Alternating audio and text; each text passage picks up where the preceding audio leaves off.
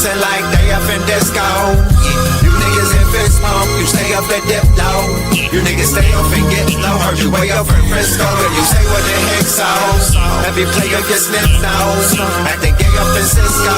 Might take the day off and play up at Mistos, causing chaos and play up Calypso. I pause in kitchens and caused addictions. I pause prescriptions and cause inflictions. Bill Bixby playing in stores and bricks and on the dark web. You gotta pause every doors, cause encryptions. Tesla engines, pause the pistons. I seen every floor I leave sore and listing. For that action they sponsored the Bronson. They was hooked on that shit like Johnson and Johnson.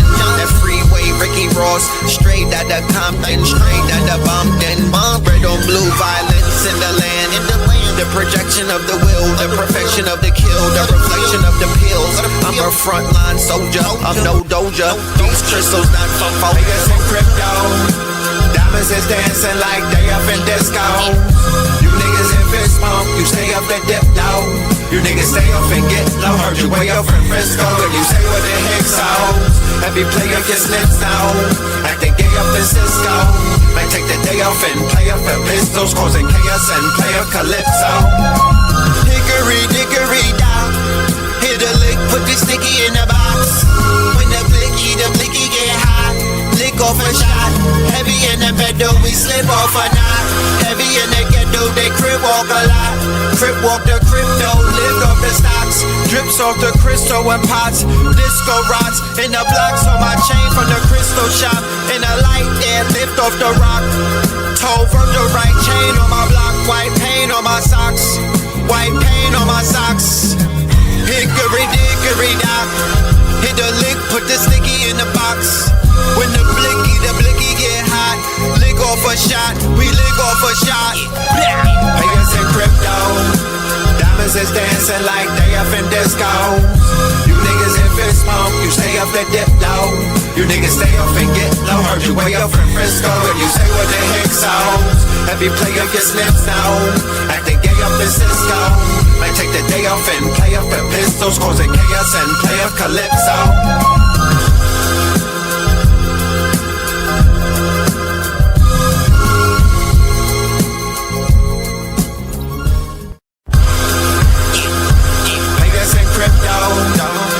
Is dancing like they up in disco.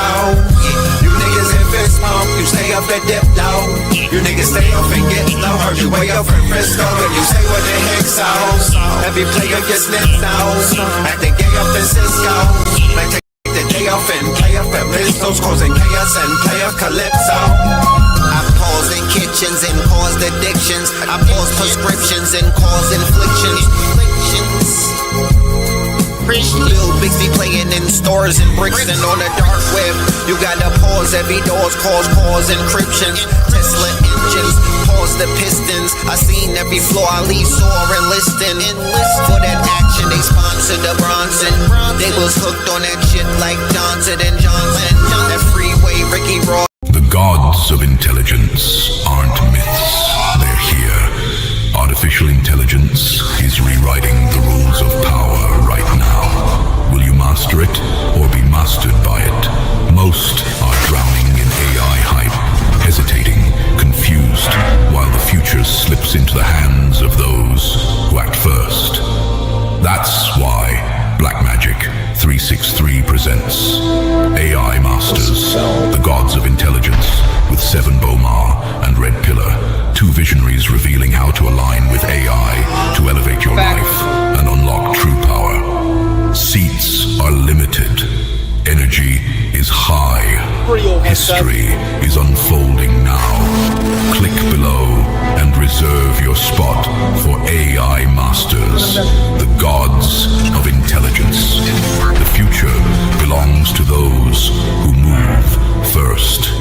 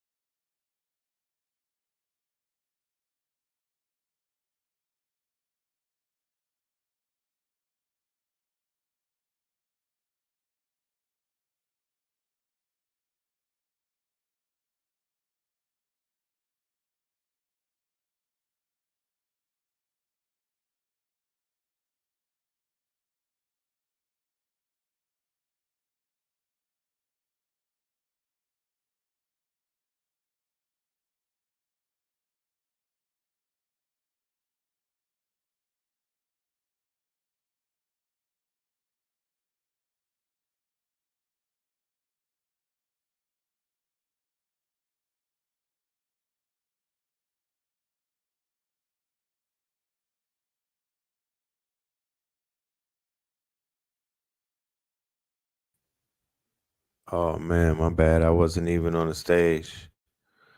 Look at that. Y'all all right? Well, anyway, let me just go back to what I was saying earlier. First and foremost, shout out to everybody in the building tonight. You know what I'm talking about? I see everybody in the building. Salute to everyone in the building.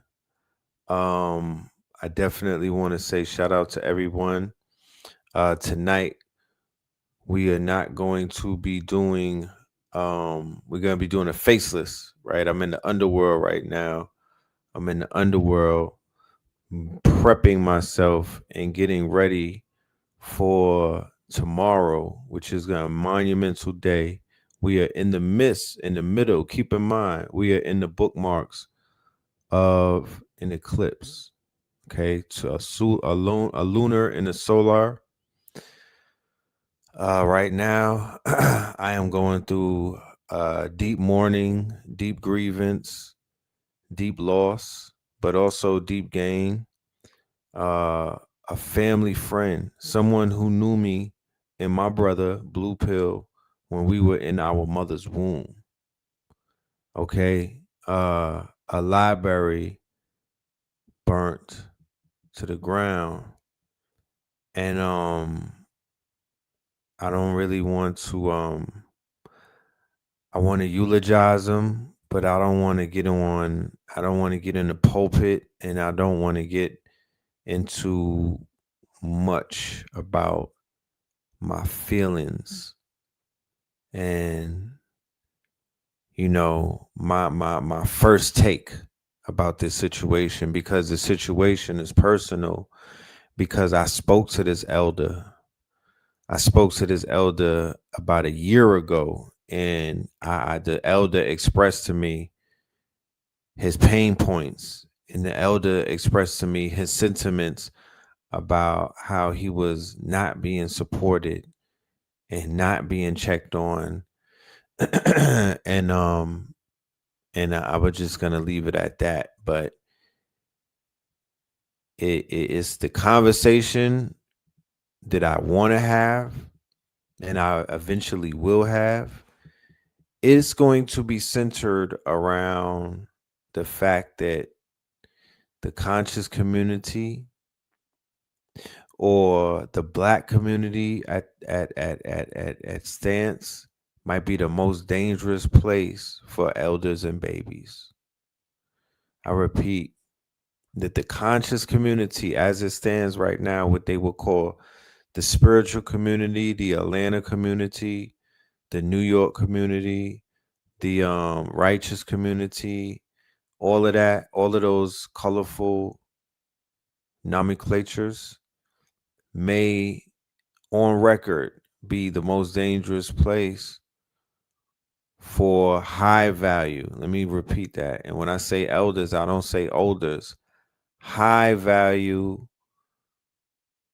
social capital heavy, spiritual bank account on overflow, frontline, legendary, boots to the ground elders. They are in danger. This is a dangerous place for them. Time after time after time after time has shown that they are literally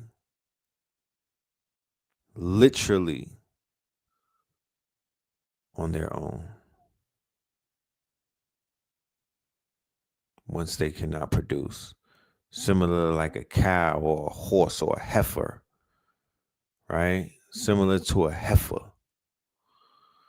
You know, they just burnt the heifer. And is it real? Oh my goodness, so much is going down, ladies and gentlemen. I am in the rabbit hole.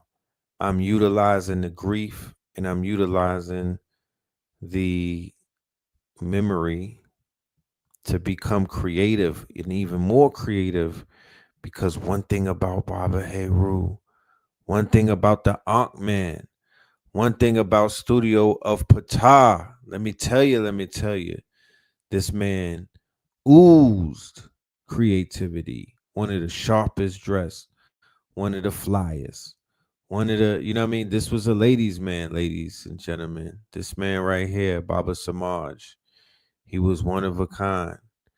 He brought the royalty, that whole Kemetic royalty swag. I would go on record to say that he christened that. He's the Dapper Dan of that whole style right there. He perfected that. He perfected that. So tonight we're going to be paying homage to the elder throughout the program. Let's start with one of these right here. A message for the young brothers. I say, be an Ankh man. You two are here. Get busy one time. Live and love the 42 laws of right, truth, and reciprocity. Take back your ancestral morality. African first world elders of the earth should not be ruled by those to whom they gave birth, who brought the decadent age of mad on her sex. Dish the name and memory of Malcolm X while the wizard devils work their hex to twist the eye of Heru into RX at their drugstore. They got you coming back tomorrow. Don't refill that prescription into oblivion. Heal thyself. Say no to those who plan your destruction. Be an Ankh man. I say be boy, be boy, be boy, be boy, be boy, be a Ankh man. All right now. Yeah.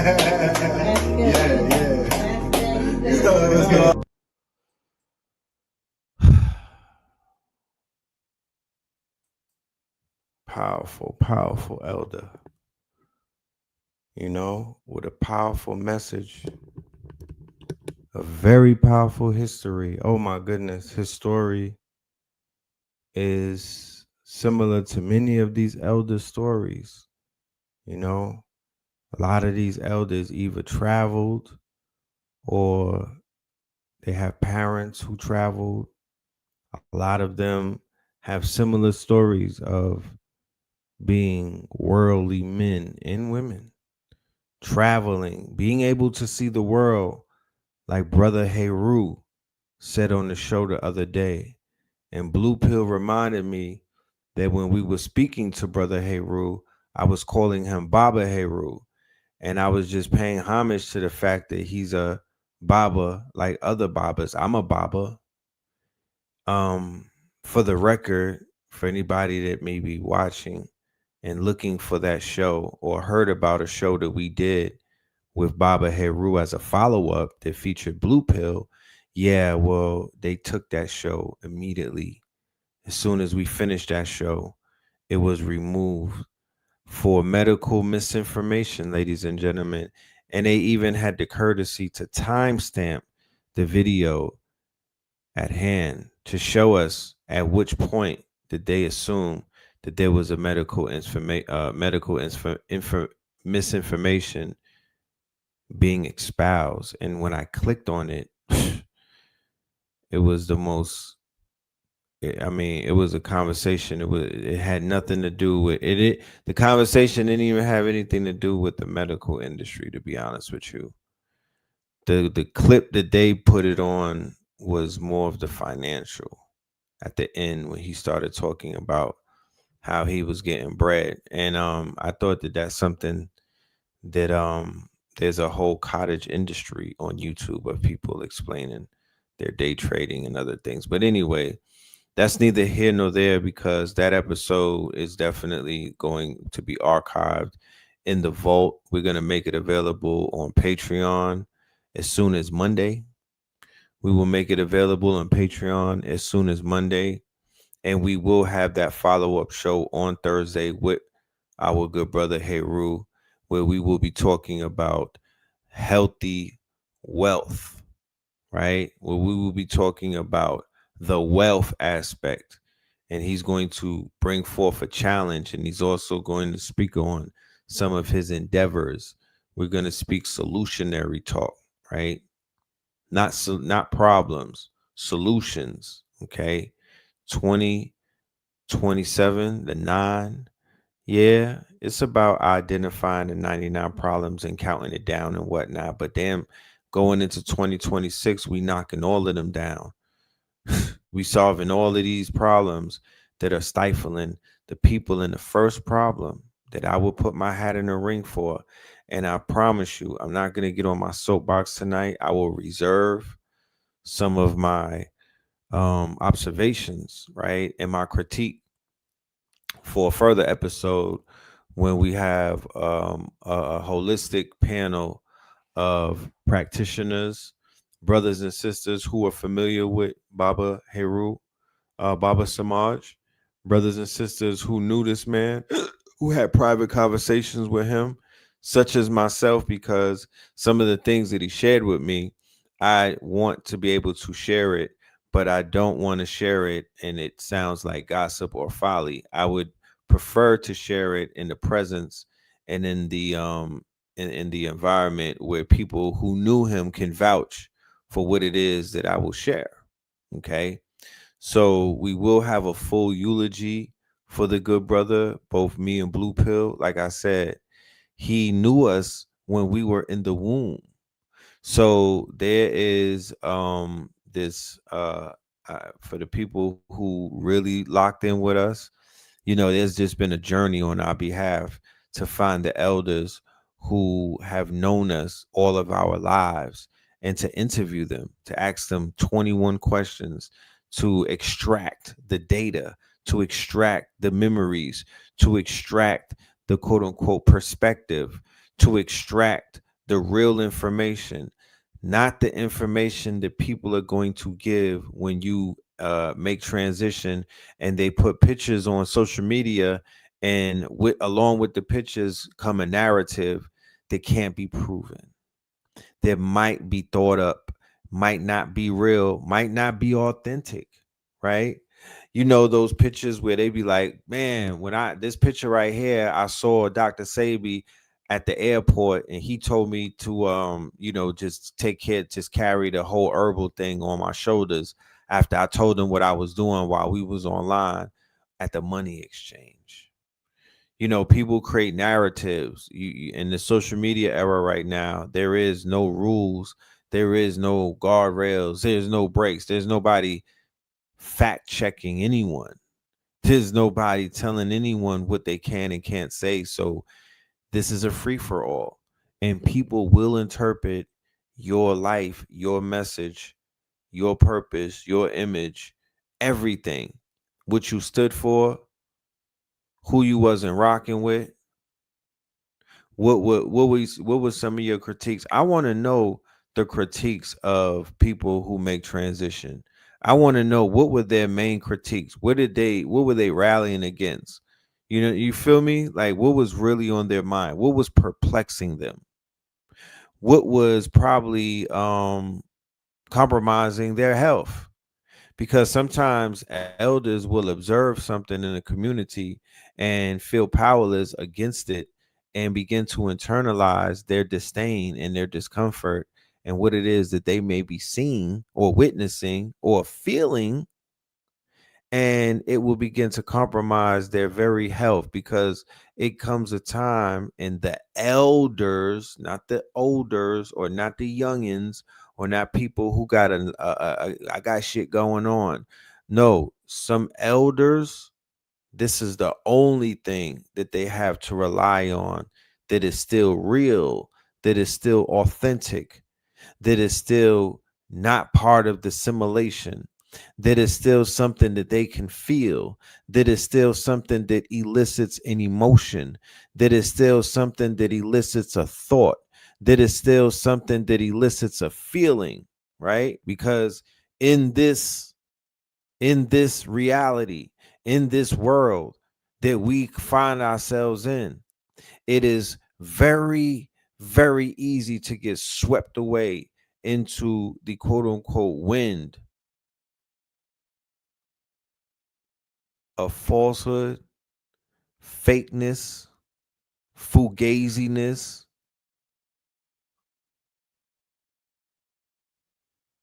All of that fake shit that takes a toll on people's soul after a while, and they begin to just, either wear them down or feed off of them. You know,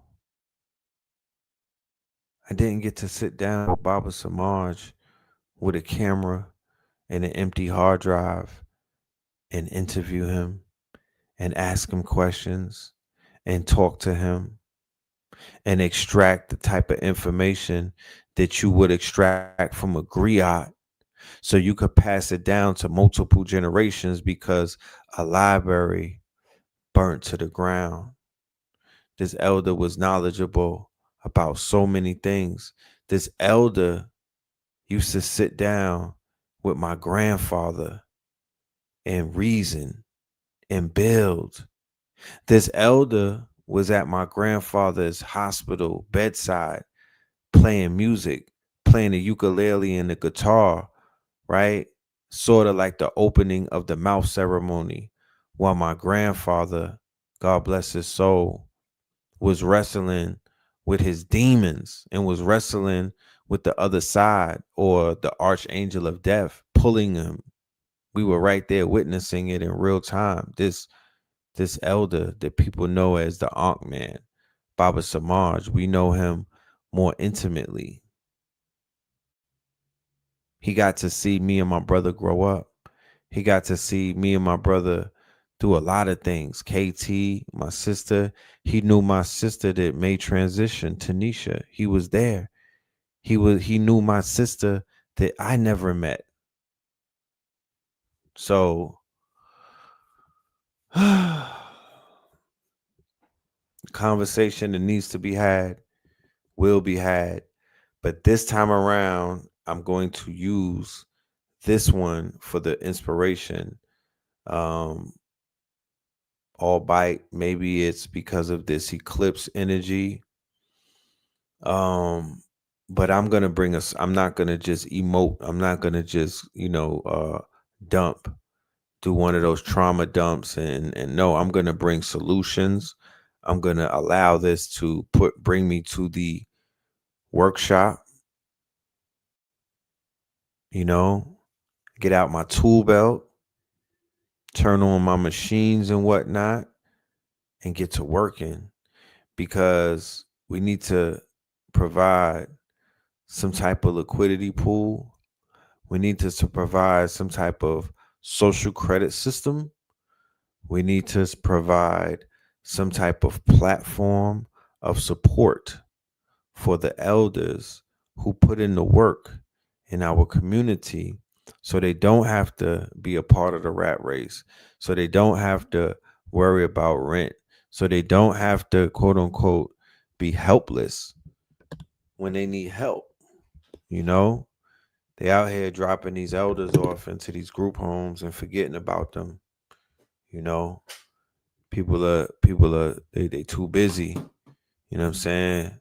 So our elders are winding up in the hands of the Oppingtons, when it's all said and done. And that's not what this whole thing is about. Because it's not how you start the race, it's how you finish it. So you never want to finish it in the hands of the ops. You know, you want to end it on a land in Costa Rica surrounded by, pina coladas, surrounded by lizards and crabs, and surrounded by flora and fauna, birds and fish, tropical. That's what the elders deserve, you know? In their twilight years, they deserve to be celebrated. They deserve to be elevated.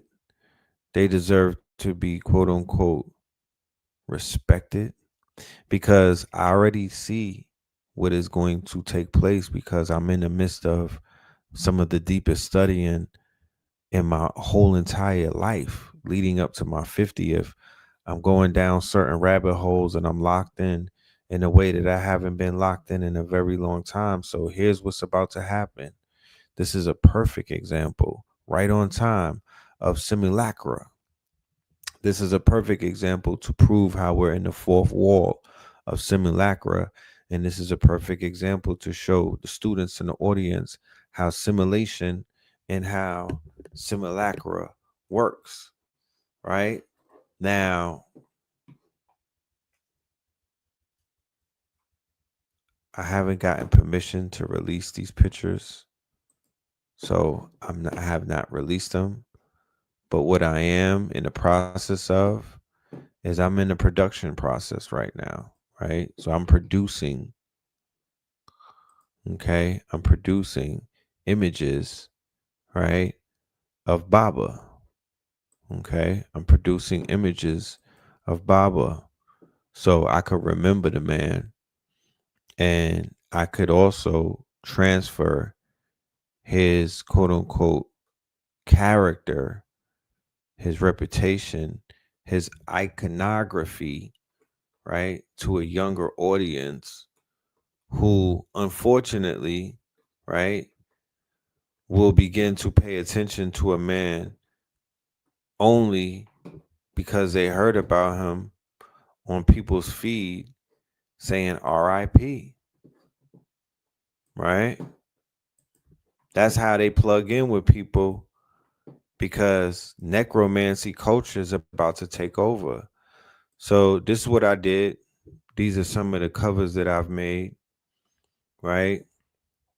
So how the best way to memorialize the elder, not the best way, but one of the ways to memorialize the elder who, you know, based off of the conversations that I had with him, not based off what I think, based off of what I know, he yearned to connect with the younger community, right? The same way that a lot of our elders, they want to connect with the younger communities. They don't want to be left out.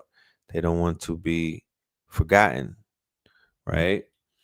They don't want to be seen as not cool and all of that, right? So they want to be like, yo, I'm not really savvy on the phone like that, but I damn sure want to tap into the youth culture because I see what they out here doing, right? So this is art that I wouldn't be able to produce things like this a year ago. You know, I mean, maybe I would have been able to produce it, but it would have took me a lot of time, a lot of quote unquote, that's Photoshop on Fleekington. That's Illustrator probably right here, the way that this looks. But that's neither here nor there, right? That's neither here nor there. But what's gonna take place is he now becomes part of the iconography, right? Even though a few days ago he was a living human being, that if people really wanted to holler at him, they could have checked on him, picked up the phone, and just been like, "Yo, Baba, what's good with you, man? How you doing?" Right? So I even did it where it was like Pixar related, looking like Pixar, right? I'm gonna do a comic book on the Ankh Man. You feel me? I'm gonna do an ill comic book on the Ankh Man. I'm gonna tell his story. I'm gonna make him a superstar. I'm gonna keep him alive. You know what I'm saying? So my son and all of them, they're gonna know about the Ankh Man, but in the simulation, not in the real world. That's the sad part about it. He's gonna know about him in the simulation because by the time he grows up to be, knowledgeable, he'll be able to know about him in the simulation, like like like in the animation, right? But that's where we're headed, where whether living or whether newly become an ancestor, a story is a story. At the end of the day, a story is a story. Let's not wait for our ancestors to make transition to do the story on them, right? Let's do it while they live. Let's do it while they breathing. Let's do it while they true and living, so they could bear the fruits of their stories being told, right?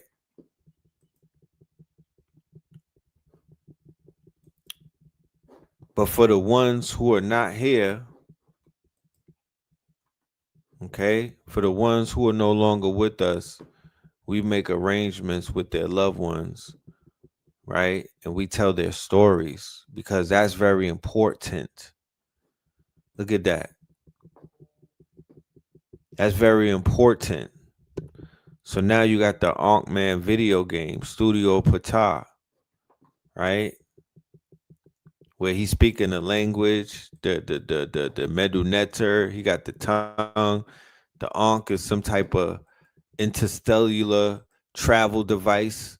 You collecting ankhs like Zelda. So here it is. I'm just using iconography. It's called iconography. This is how you take something and you crystallize it into the culture. You crystallize it into another generation. You're able to bring it into another generation by creating something called iconography. That's the power of art. That's why this AI thing is, if you know, you got to understand. You don't have to understand, but I want you to understand that the AI is predicated really truly off of the person who is interfacing with it. And what I mean by that is based off of the level, because there's levels to this shit. So based off of a person's level of not just knowledge, but understanding, knowing what to do with that knowledge and knowing to how to apply that knowledge, you are going to interface with a different AI that I'm going to interface with, and vice versa. The way that we meet this AI, it is predicated off of our legend, our quote unquote level of understanding, and also our level of expertise. If you are an expert in a field, if you have expertise in a field like art, let's say that you went to Parsons, let's say that you went to Pratt, let's say that you went to one of these prestigious art schools, and you understand the science of art, you understand these languages, you have style preferences of artists that go all the way back to the damn 18, 17, 16, 1500s.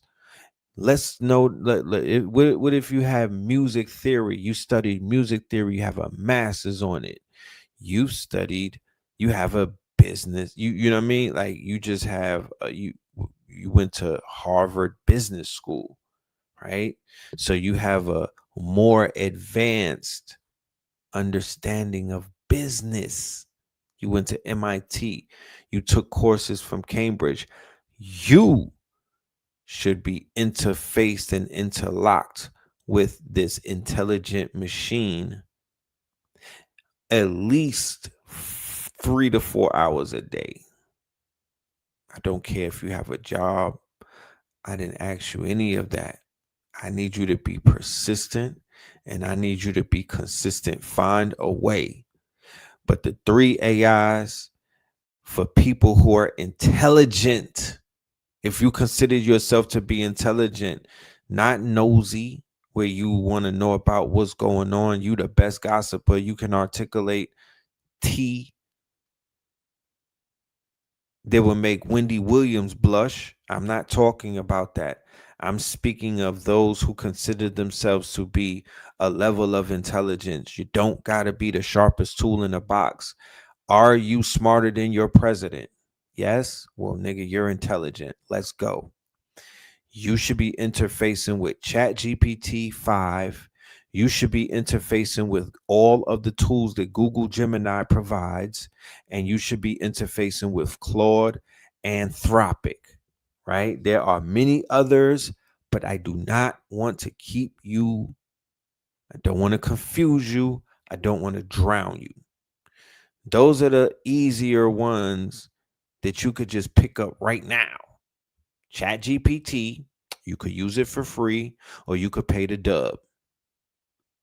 Anthropic, which has Claude 3.7, Sonnet, and a few others, you could use that as well. Google Gemini, that has a suite of tools, right? Google Nano Banana for image generation, VO3 for video generation, which are coming to YouTube as I speak. Y'all are going to be familiar with those tools 6 months from now. Like, yo, remember we didn't know about this shit? Now it's a part of our life because of YouTube. Yeah, remember I told you that. Somebody asked, do you think AI will make you smarter? Hell yeah. What the hell? Did the internet make you smarter? Did the internet make you smarter? The internet made you smarter.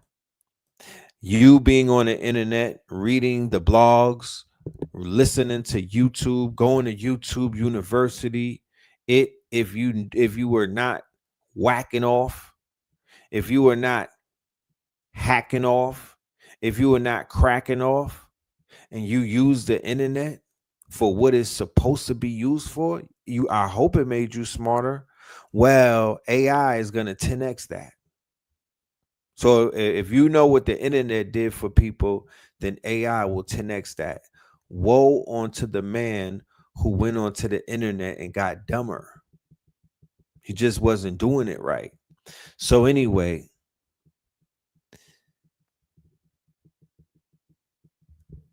the AI, the 3 AI tools that are available to you are mostly free.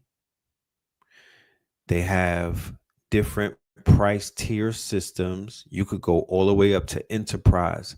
If you bout it, if you got it like that, my formula, right? And this will definitely be in the book that we will be we're releasing books all the way up to November 1st and 2nd. We released one book already called The AI Afrofuturistic Guide to Manifestations. How many people who bought the ticket have read that book already? Give me some feedback in the chat. Give me some feedback in the chat. I'm talking about, we ain't do a roll call, but we probably will do it before we get up out of here. The chat GPT is out here helping people with their legalese and their law work. Chat GPT is helping people with trading Forex and technical analysis, the shit that Bitcoin Bully was teaching us years ago. Chat GPT is helping individuals with their grammar who can't necessarily spell and articulate things, but they know how to pronounce it. They're getting a lot of shit done. Chat GPT, the image component of it, is helping people turn scribble scrabble into art pieces. They're helping people turn ideas into logos. They're helping people restore old pictures and stuff like that, bro. It is lit. It is so lit. All you have to have is an imagination. All you have to have is imagination and some type of momentum to commit action. You have to be action orientated, because nothing that I speak of, well, not exactly nothing, but definitely in this realm, nothing is going to come about if you don't take action. This is all for action orientated person. This is not for thinkers and knowers. This is for the doers. Shout out to all of the doers. And if you're a thinker and a knower and you're in the audience and you're at that stage in your quote unquote hike, and you're at that stage in your existence, and it's all good because we've all been there before. We've all been that. So salute to you, salute to your journey, salute to your quest. Okay. I hope you one day get your feet wet and decide to come and swim. But only in the water will you be able to master the water. Don't let that go over your head. Only in the water will you be able to master the water. After this workshop, to be honest with you, and keep it 1,000, I'm not going to have conversations with the average person about AI, because I'm going to feel like that person or persons, can get that information from one of my students. Okay. I've created a student body who deal with all of that stuff. So I'm not boggled down and I'm not tied down to dealing with what we would consider the mundane, right?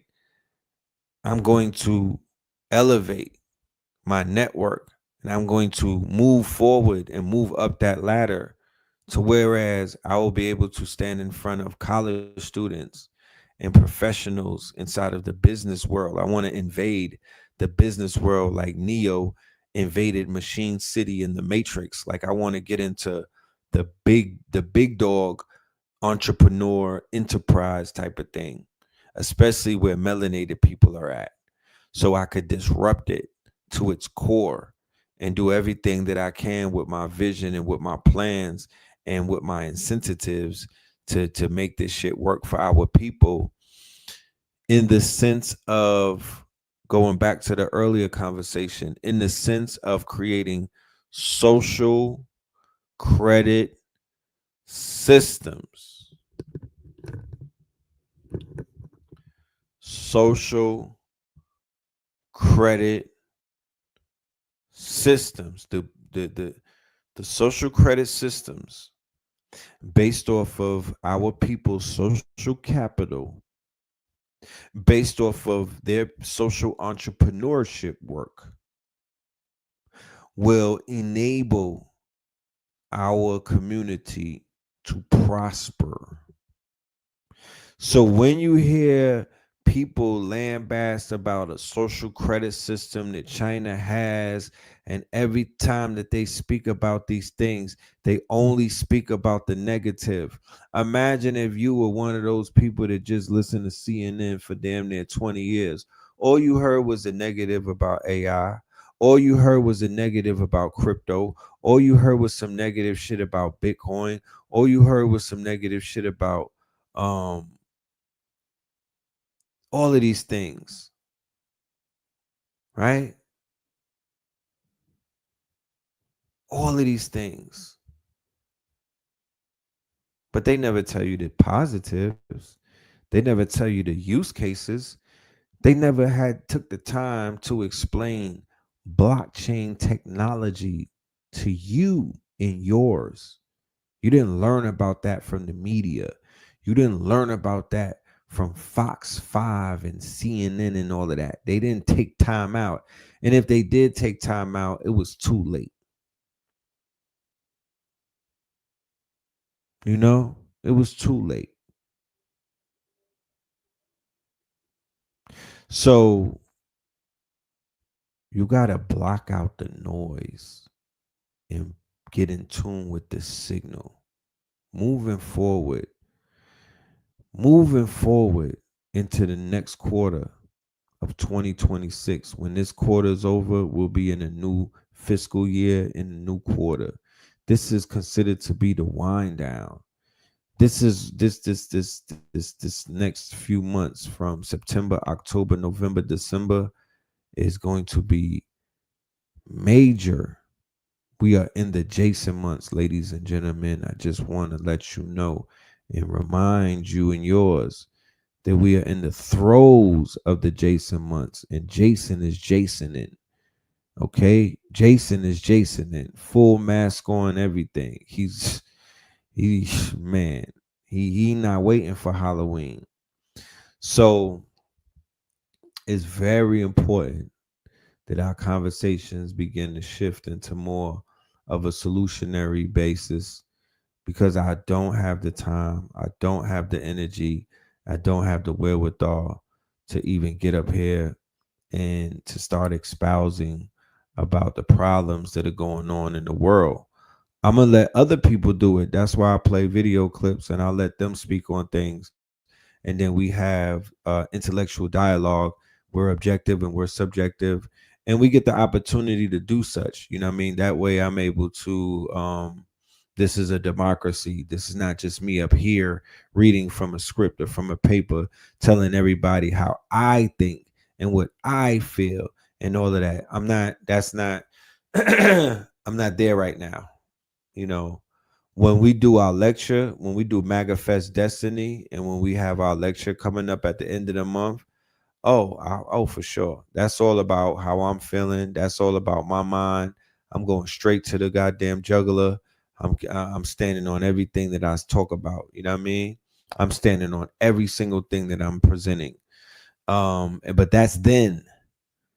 That's then. Now There's so much dissertation going on. There's so many quote unquote people that are speaking.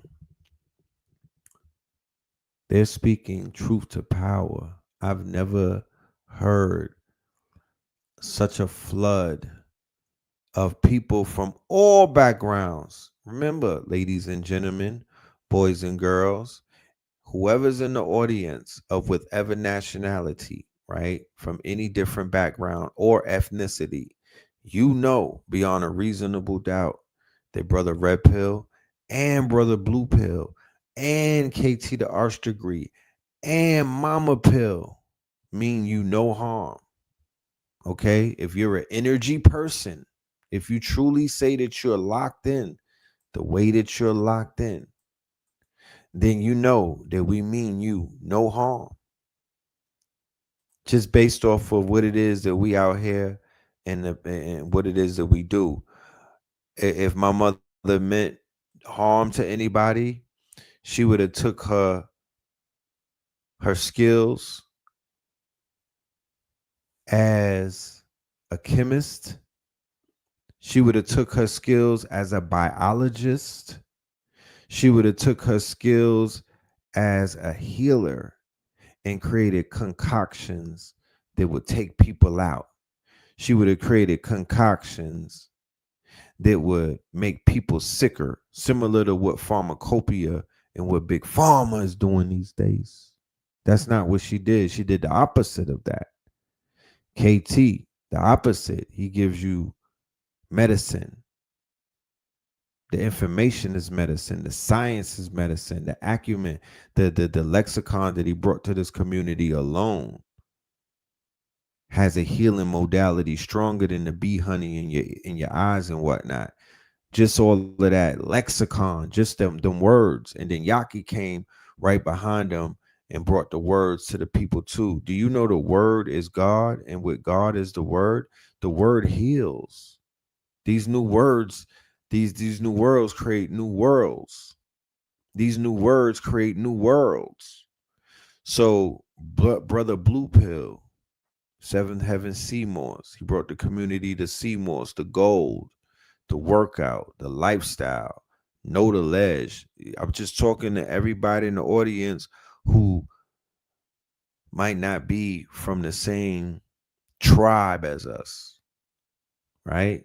We're here to let you know what this is all about, what we're all about, how we walk, the walk that we walk, and who we represent. We represent whoever represents themselves in truth. We represent authenticity.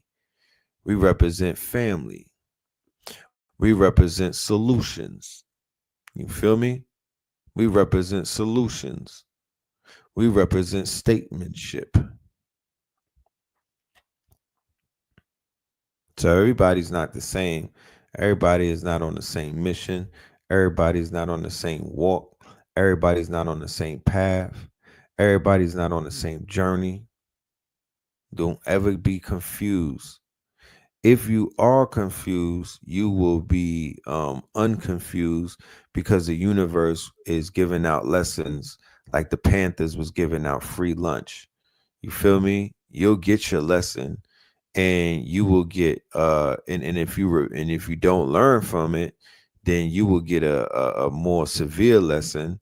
And if you don't learn from that, then you will just get a more severe lesson than that. But you could believe that the universe is going to give you your medicine and it's going to show you what you need to see. It just depends on if you're willing to see it or not. Now, I say all of that to say that tomorrow is one of the more advantageous days for anybody that's on the path, that is on the raft. You feel me? That is on the war path. Yeah, tomorrow is that day. Get ready. Get ready. Get ready. You should start fasting from tonight if it's really like that.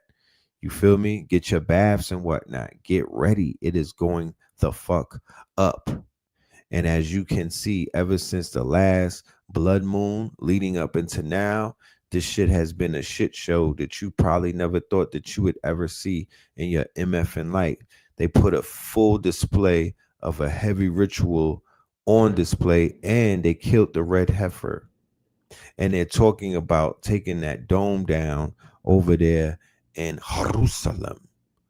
But let's go ahead and let's listen to some of our people in the peanut gallery, because like I said, the world is waking up.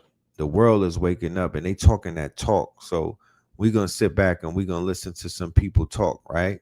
And then we're going to talk about what it is that they talking about. In fact, there isn't a white person in America that thinks that Trey Reed committed suicide, or the person yesterday that was found hanging in the tree that they can't release the race of, or the 5 other black men found hanging in trees in 2025. And I'm just trying to figure out if we're still that racist, or if it's just that convenient, or if it's always been this unique combination of both that silences all the white people all the time. Because yesterday, we gave Charlie Kirk a fucking Memorial Day on the same day as George Floyd's birthday. Sorry, black people, that we said you were superhuman to feel better about ourselves, but we do know that you're not climbing trees with broken legs and arms. You're not scaling branches, right? And tying nooses in the dead of night. 75% of Boy Scouts are white. 75% of black people can recite strange fruit to you. And long story short, I don't talk to my friends about ropes much, but I know they're not into nooses. Years ago on Charlie Kirk, Obama said that violence isn't the answer. And we just learned that Mississippi's population was 55% slaves at the dawn of the Civil War, and now they lock up a higher percentage of people than any independent democratic country in the entire world. They have the highest imprisonment rate of any U.S. state or any other place in the entire world. And you don't think 49% of white families owning and investing in slaves had anything to do with their newfound success in the private prison industry, Obama? Ideally, that's how you want to erase history in supremacist nations. You get a black president to tell black people that violence didn't solve anything for white people. The fact that everything that we've stolen is still ours because we hold it under the threat of violence or imprisonment. He can't tell you that that's why white people are out west, right? And it's not Mexico anymore. He can't tell you what violence did for Nepal or Indonesia this week. I shouldn't be saying any of this. Ruby Bridges just walked Fashion Week and she looks fucking 40 because being the victim of hate doesn't age you. Hating people for being different than you is what ages you. And this is why every old white person looks like every 6-year-old's worst nightmare. And we can change, you guys. We can collectively change. I just wanted to say that, yes, black people, no white person thinks you're doing that. And I'm sorry again and again. Yeah, they talking they shit, man. They are talking they shit. Israel has sacrificed the red heifer, the first step in the rituals of the coming of the new Messiah. Terrifying news out of Jerusalem this weekend as a red cow was sacrificed. This is the 3rd time in history this has occurred, and the last time 2,000 years ago Jesus was born. Yes, this is kind of a big deal. Since the sacrifice has commenced in secret underground, by the way, they will begin rebuilding the 3rd temple, which was last destroyed 2,000 years ago. But where they want to build the temple is now the 3rd holiest site in Islam. So destroying this will attract a lot of attention from Muslim leaders, and some of them might do something. They have tried to bred these cows for over 30 years in the United States. And as the Jewish people are in Jerusalem, they have sacrificed a cow. All that is left for their Messiah to come back is building the temple. This stuff hasn't happened since 2,000 years ago, whenever Jesus came down. The only thing left is to destroy the 3rd holiest site in Islam, the mosque in Jerusalem, and rebuild their temple.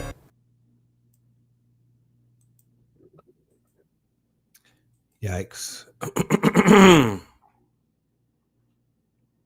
Yikes. Keep your ears open for that. I got a message for the young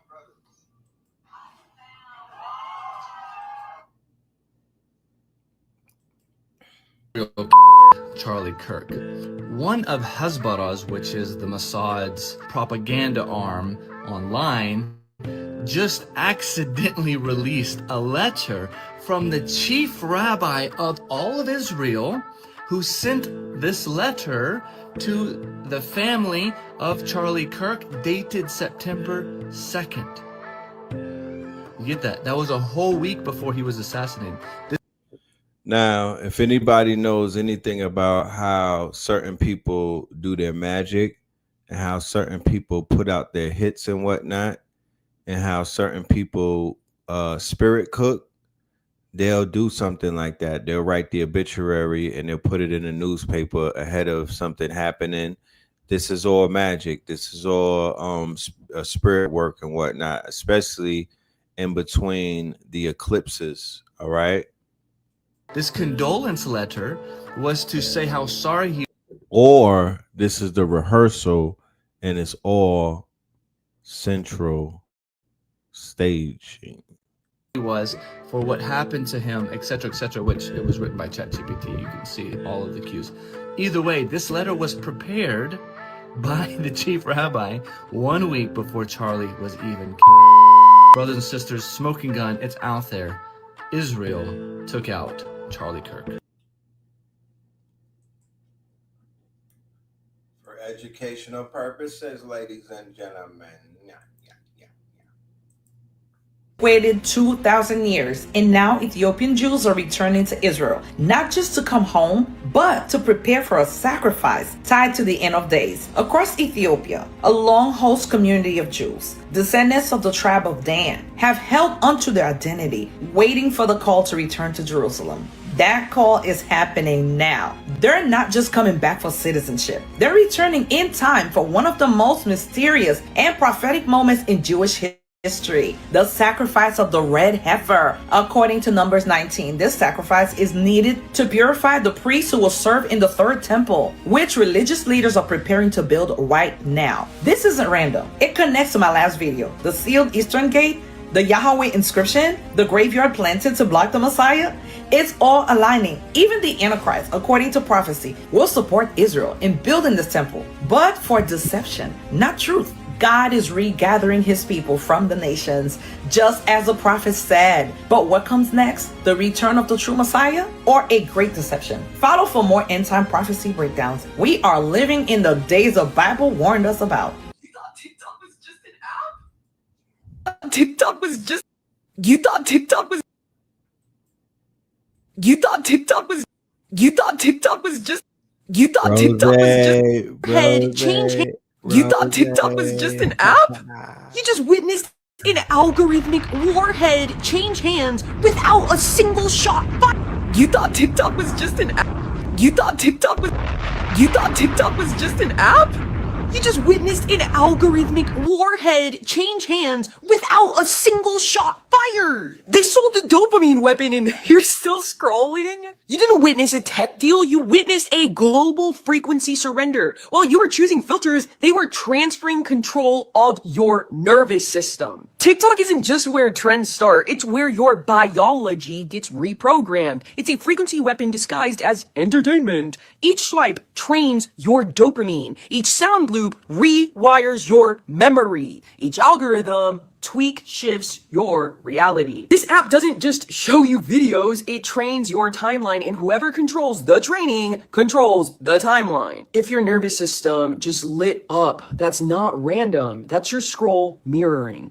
Comment scroll below and I'll show you the blueprint behind why your algorithm is sacred tech, not theirs. ByteDance didn't just sell the app, they licensed the algorithm. They still own the code, but US hands now control the mirror. It's like letting someone rent your mind while they change all the locks inside of it. Oracle now decides what America sees, and Larry Ellison just became richer than Elon by owning the scroll behind the screen. China lost control of 170 million users. Oracle gained the infrastructure of the next election cycle. This was not a surrender. It was a Cold War tech conquest scripted in code. If a code can rewire 170 million Americans, what do you think it's doing to you every time you scroll? There's a scroll-coded algorithm inside of you, older than any app, deeper than any platform. The $33 scan reveals it. No access needed, no coaching, just scroll tech. Comment scroll below if you're...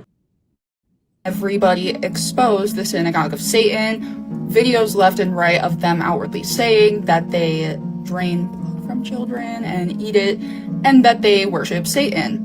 The last time that it was openly known in the public, they got so upset about it and they couldn't silence people, so they created a golem. The legend goes that a rabbi used Kabbalah magic to create a giant monster, and he basically formed it from clay underneath a river and then wrote Emet across its forehead and put it in its mouth, which is the Hebrew word for truth, and tasked it with finding anybody who ever accused the Blues of blood libel of Christian children. And apparently the more accusers that this thing found, the larger and more out of control it got, until its makers couldn't even control it. So really what I'm wondering, because history just repeats and repeats and repeats, is if this or something like this could be what is given breath in Revelation.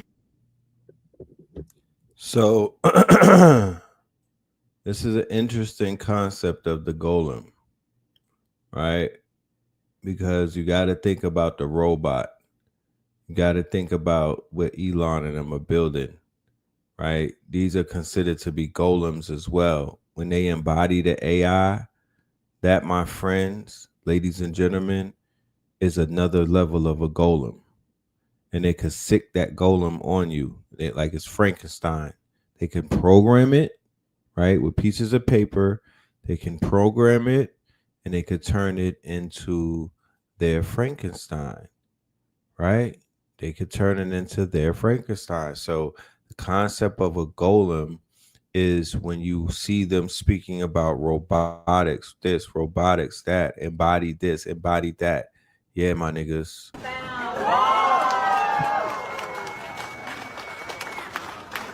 I wanted people to stop in awe, not just stop in curiosity, but see her beauty in her complete, like, natural form. I want people to look at it and feel a sense of being seen.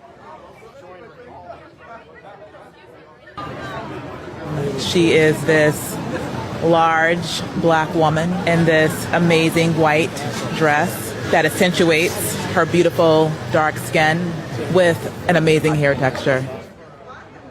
It's a moment, an important moment for this city, for this country, and it's going to bring about the healing that we all need. You don't get the hell out of here with that stupid shit, bro. If y'all don't get out of here with that dumb ass shit, what the fuck is a statue gonna do for the healing? When you discover that the fella who we are told is the killer was receiving visitors with out-of-state plates in the weeks before the events at the university in Utah, when you look at the not one but two decoys that emerged from the crowd in the tumult after the foul assassination, one of them, Zin, a Zionist Jew, saying, I did it, shoot me, shoot me.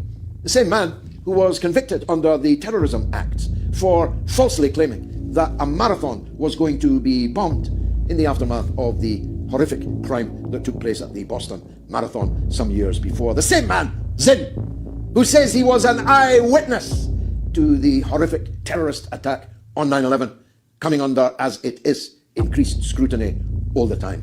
When you wonder why, in all of Utah, not even 1% of the population is Jewish. Scarcely more will be identifying as Zionist. That of all the gin joints in all the towns in all the world, Mr. Zinn happened to walk into Charlie Kirk's event, and when Kirk was assassinated, claim that he was the assassin and invite people to shoot him. When you consider the questions over the gun, the questions over where the gun was procured, the questions over whether Discord did display what the government in the US claims that it displayed, but which Discord denies ever appeared on their platform. When you discover that the bodyguards that were guarding Charlie Kirk were all of them involved in the most bizarre baseball-style hand signals in the literal seconds before the fatal shot was fired. When you consider the implausibility of this runt Robinson having scaled a drainpipe, changed his clothes, picked up a rifle someone had dropped for him that presumably he'd never fired before, and with one single shot pierced fatally the vital organ in the throat of Charlie Kirk. When you consider the photographs, video of somebody running with a handgun in the crowd, handgun out in the crowd, in the immediate aftermath of the event. When you consider the drone which passed over the murder site within 30 seconds of the fatal shot being fired. When you recognize that Israel had motive, and that Israel had the means, and that Israel had the opportunity, you realize that there's every reason to suspect the hand of Israel in this crime. Now, ladies and gentlemen, we don't want to speculate. We don't want to deal in conspiracy theory, right? But what we do want to do, is we want to remind you, ladies and gentlemen, that we will be taking this, not just this situation, but this is the icing on the cake. This is the catalyst. This is the psyops. This is the ritual, right? Manifest Destiny 2.0 at the end of the month. American Gods. Manifest Destiny 2.0. American Gods.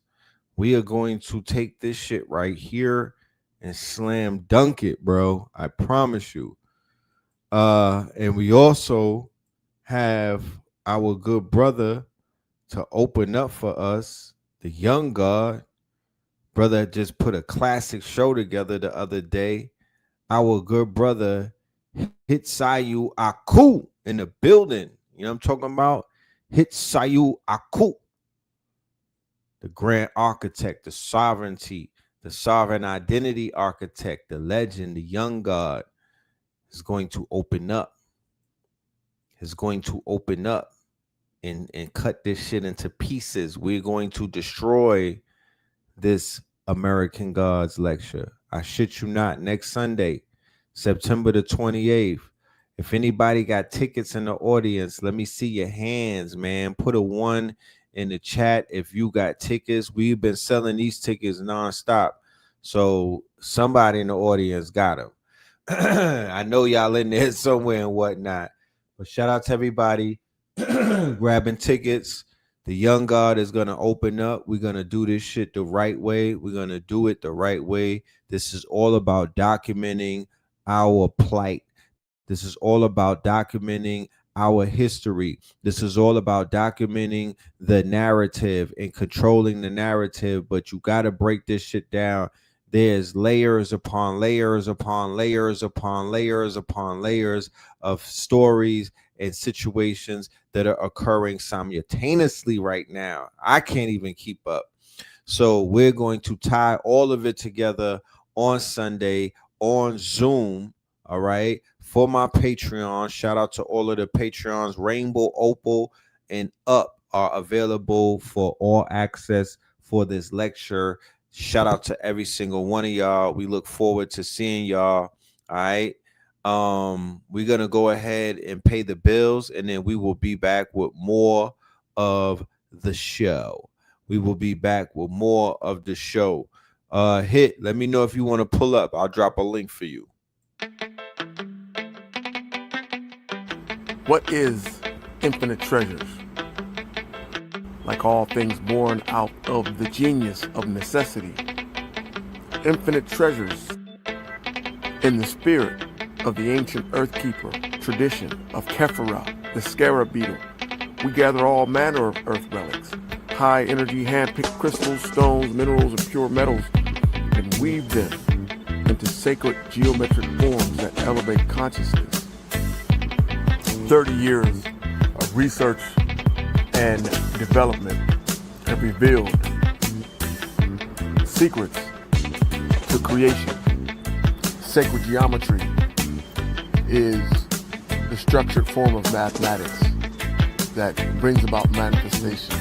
Laws that manifest on Earth can also transcend through space and time.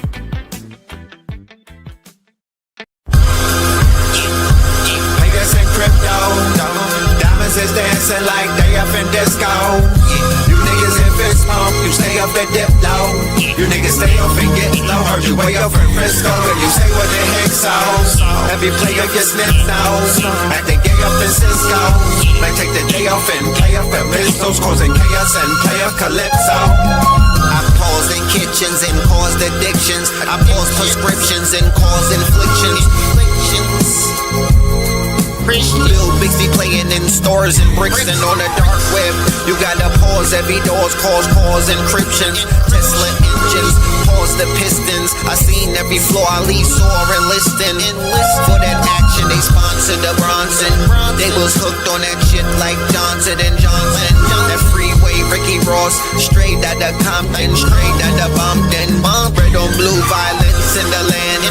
The projection of the will, the perfection of the kill, the reflection of the pills. I'm a frontline soldier, I'm no doja. These crystals not from focus and crypto. Diamonds is dancing like they up in disco. You niggas in fist bump, you stay up and dip low. You niggas stay off and get low. Heard you way up in Frisco, and you say what the heck so. Every player gets lips now, acting gay up in Cisco. Might take the day off and play up the pistols, causing chaos and play up Calypso. Hickory dickory down, hit a lick, put the sticky in the box. When the blicky get hot, lick off a shot. Heavy in the middle, we slip off a knot. Heavy in the ghetto, they crib walk a lot. Crib walk the crypto, lift off the stocks. Drips off the crystal and pots. Disco rods in the blocks on my chain from the crystal shop. In the light air, lift off the rock.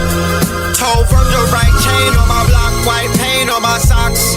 White paint on my socks. Hickory dickory dock. Hit the lick, put the sticky in the box. When the blicky get hot, lick off a shot, we lick off a shot. Players in crypto, diamonds is dancing like they up in disco. You niggas in fist bump, you stay up the dip low. You niggas stay off and get low. Heard you way up in Frisco, and you say what the heck so. Every player gets lips now, acting gay up in Cisco. Might take the day off and play up the pistols, causing chaos and play up Calypso.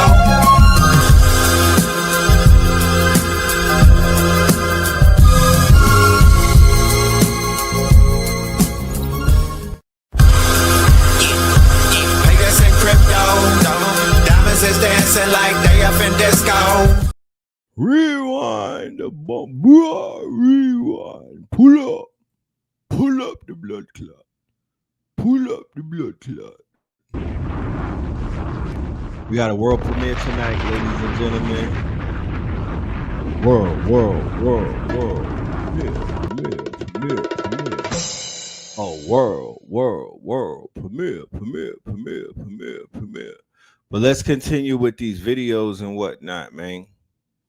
Let's continue with the news. This is like our news, right? We show the videos. The videos are like the news from around the world, around the internet, around the World Wide Web, right? Very interesting takes and whatnot. Very interesting takes. Shout out to Brosie O'Donnell. You know what I'm talking about?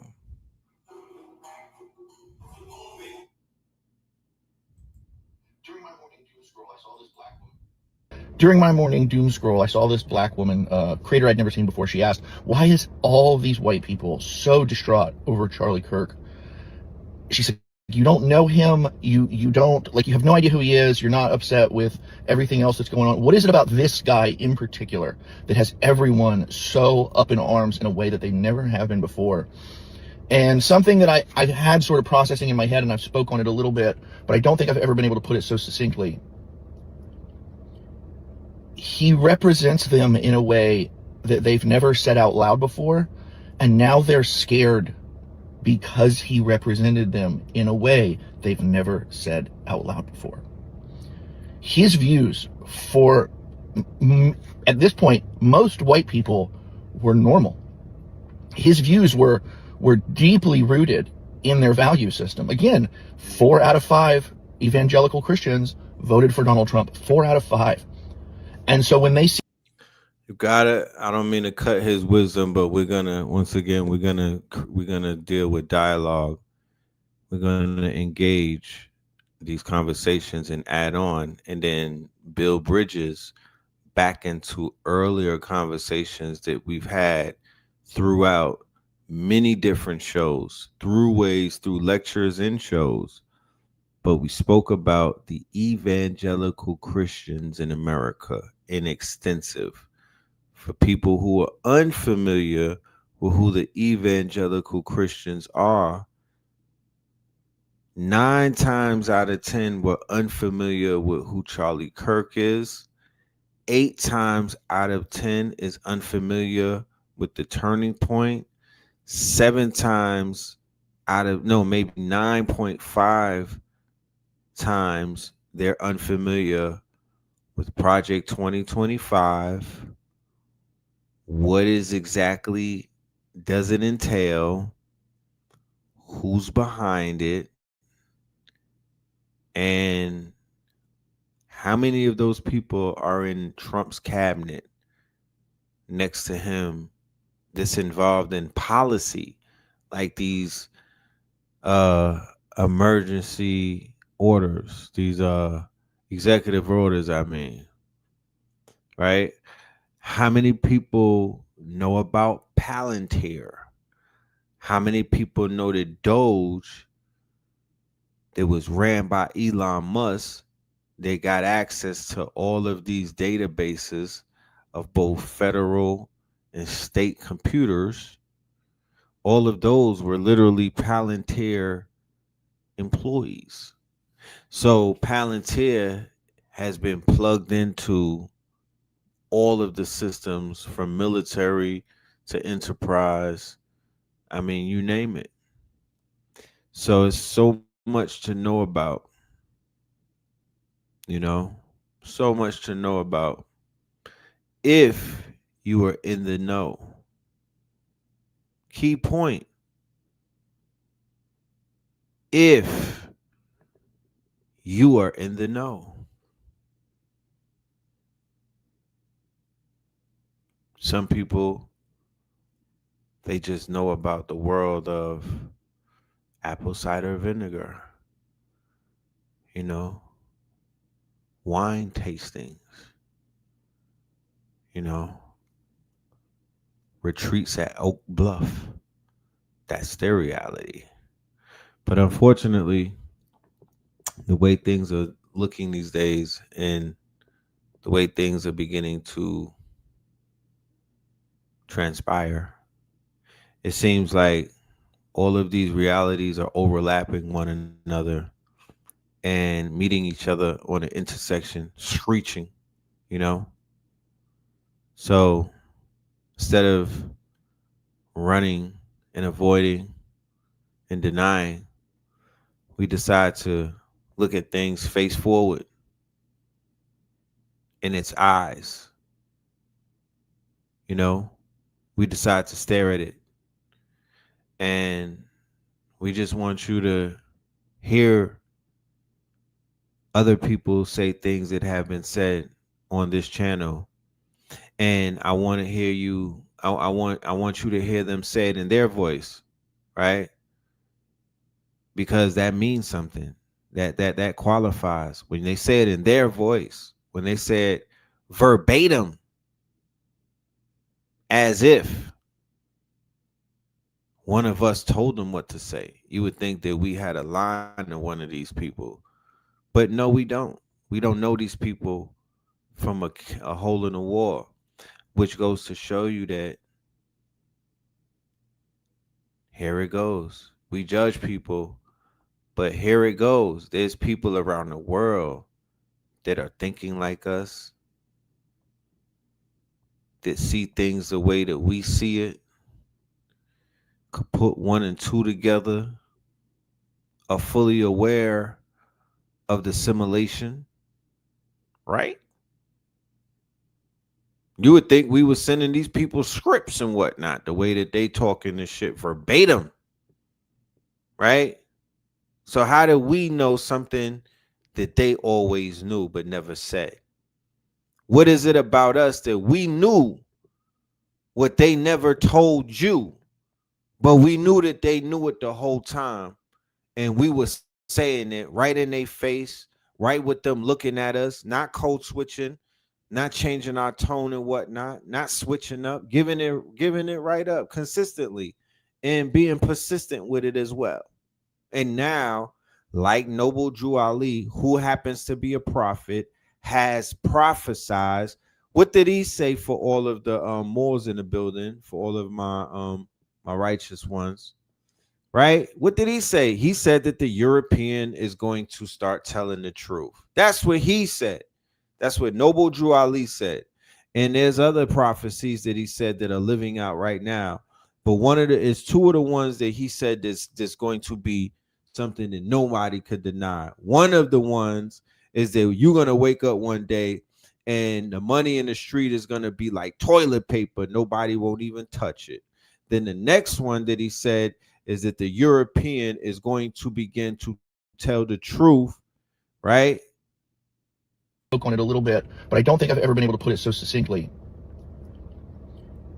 He represents them in a way that they've never said out loud before, and now they're scared because he represented them in a way they've never said out loud before. His views for, at this point, most white people were normal. His views were deeply rooted in their value system. Again, 4 out of 5 evangelical Christians voted for Donald Trump. 4 out of 5. And so when they see someone like that saying things that in their heart of hearts they see as real and reasonable and totally valid and validated by the world we live in, they, for the first time, are going, oh, but what about me? And I don't wish anybody harm. I don't think what happened to Charlie Kirk should have ever happened to him. Not in any world. But they're looking at that and going, oh, he was harmed for his values. And, you have other people going, what values? But to them, those are their values. Those are the things that they look at and they go, well, I don't like the idea of my daughter dating a black guy. And yeah, I also get a little scared when there's a black doctor or a black pilot. And I don't like that. Is he just there because he fit quotas? These are the things that a lot of white people, a clear majority, truly believe. And until now, have never given you any semblance that they so deeply held those ideas in their hearts. And they, for the first time, felt like, I'm going to ironic air quote here, that they could be a victim of their own beliefs. And because they believe their beliefs are righteous, they feel victimized in a way that they never, ever have before. And I think that might be the most articulate way I could put why we are seeing so many of them lose their shit in a way, clearly by everyone's reaction, none of us were prepared for. Creators, how would we know? How would we know that if a racist white person comments the N-word on your post, you guys get removed for hate speech? And that's how we're digitally erasing you guys in the modern era. It's never been easier. How would I know? The only reason I would know is because 100 white people called me an N-word lover yesterday and I had to sit there and manually delete it. I don't want to get my account removed. That's what my account got taken down for 2 days ago. And it just reaffirms why I'm so terrified to talk to white people. I always have been. First thing you learn as a white person in America is we can burn down the world to be right about it. We did. Also, we can get rid of any person who remembers our history. We did. Also, we can get rid of any book that talks about it. We did. Last year, we got rid of 10,000 books, right? Either way, it's important to remember that our power is built on an illusion, right? It's based off of torture techniques like the slave trade or Indian removal. Andrew Jackson called it Indian removal, the Trail of Tears, we can say.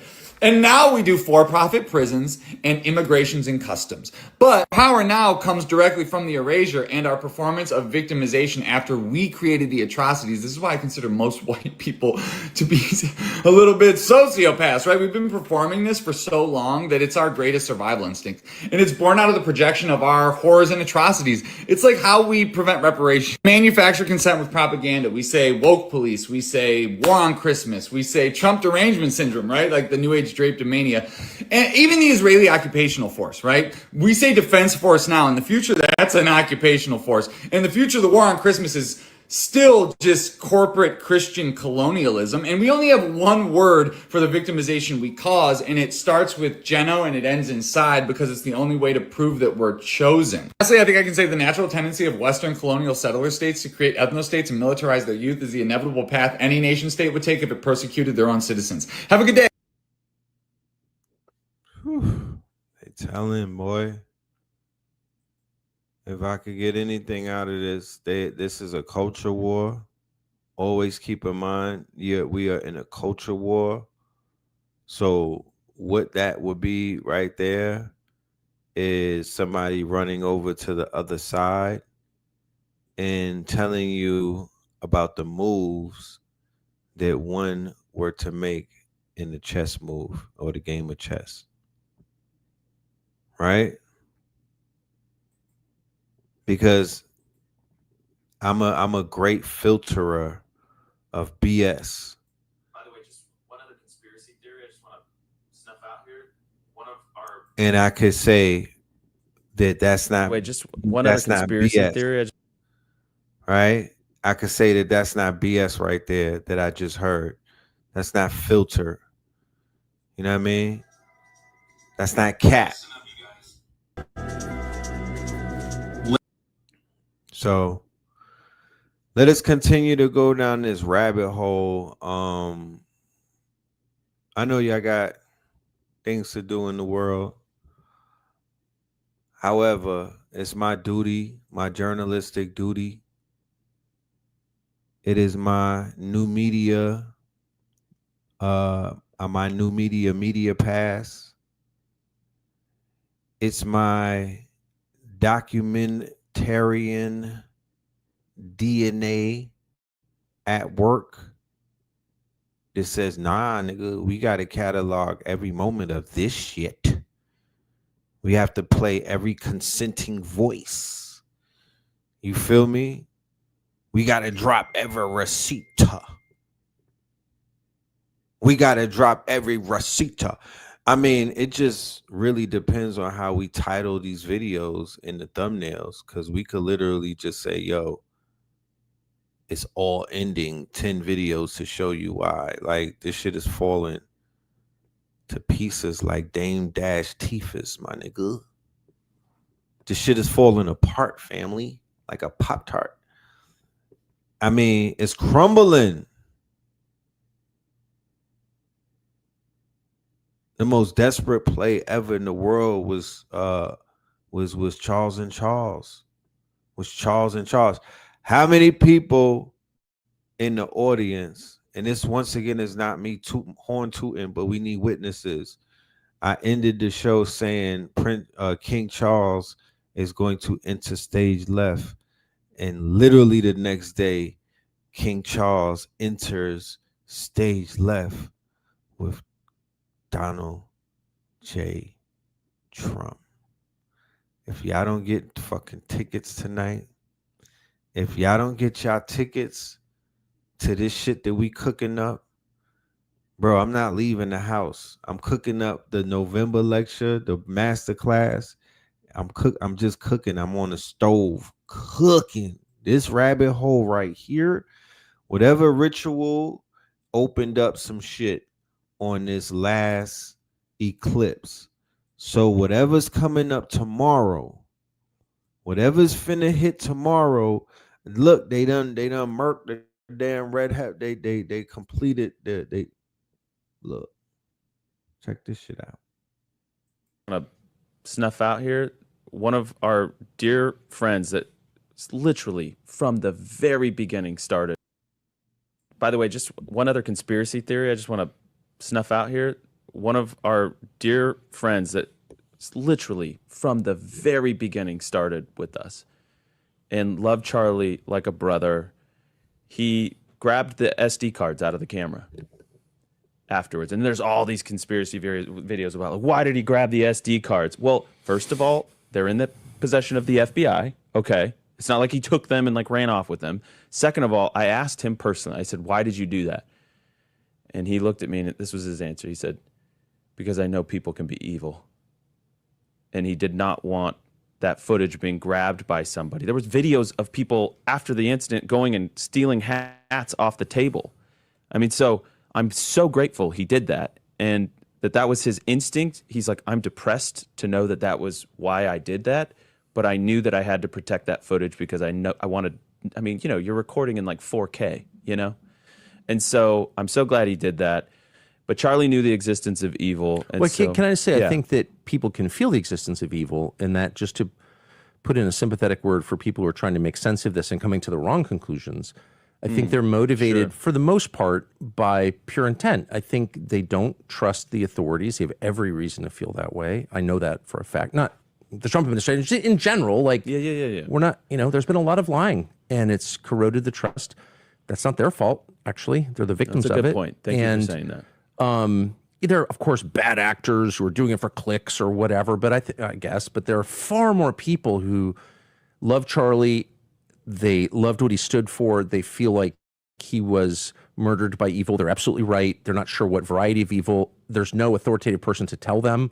So I guess I'm just not surprised at all. This is a message I've told to a lot of people. This is what happens when you lie too much and you hide too much. And going forward, I just want. You hear them saying all of this stuff about, yo, there's no identifiable evil. We can't really put this on anybody. Nigga. Because there's no nigga. They only saying that because they can't really cook the white boy who went ahead and did what he did.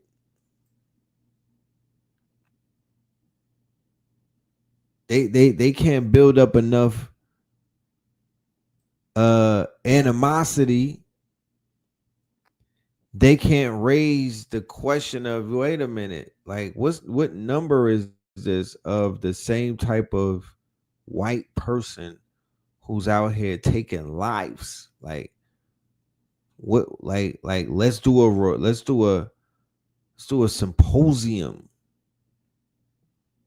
Let's do a report. That's something that they are dodging religiously. Like they never want to have that conversation. Like they fear that, literally shaking in their boots. If anybody bring that up, they're gonna start wilding. Yeah, somebody was asking about the red heifer. Check it out.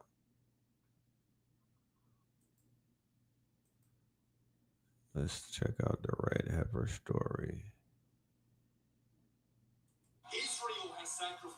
Israel has sacrificed the red heifer, the first step in the rituals of the coming of the new Messiah. Terrifying news out of Jerusalem this weekend as a red cow was sacrificed. This is the third time in history this has occurred, and the last time 2,000 years ago Jesus was born. Yes, this is kind of a big deal. Since the sacrifice has commenced in secret underground, by the way, they will begin rebuilding the third temple, which was last destroyed 2,000 years ago. But where they want to build the temple is now the third holiest site in Islam. So destroying this will attract a lot of attention from Muslim leaders, and some of them might do something. They have tried to bred these cows for over 30 years in the United States. And as the Jewish people are in Jerusalem, they have sacrificed a cow. All that is left for their Messiah to come back is building the temple. This stuff hasn't happened since 2,000 years ago, whenever Jesus came down. The only thing left is to destroy the third holiest site in Islam, the mosque in Jerusalem, and rebuild their temple. So, if anything kicks off leading up, I mean, not if, but when you see things go crazy, just know that it's the Bible thumpers and the Abrahamic people who are working in tandem to create some type of reality. That is what you're seeing. So I don't want you to be fooled. But ladies and gentlemen, I want to go ahead and do the world premiere. Since there's so many of y'all in the building, I want to drop the world premiere of our AI Masters commercial for the family. First time seeing it tonight is on Saturday Night Live. All right, so we're gonna do the world premiere for the AI Masters commercial. Shout out to 363 Empire, formerly Black Magic 363. Shout out to Radiohead Rich. Shout out to Seven Beaumont. If you didn't catch that show that we did yesterday on Seven Beaumont's channel, instant classic, make sure y'all go and check that. It's called Culture Shock 2026. We all scored 80.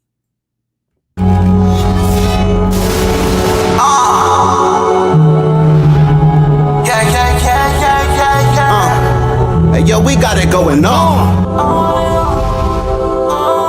I'm hit up right on my wrong. Yo, we got it going on. This is for the culture. Yeah. Hey, yo, we got it going on. I bring my niggas together, we transform and become the Voltron. Yeah. We hit up right all on. Hey, yo, we.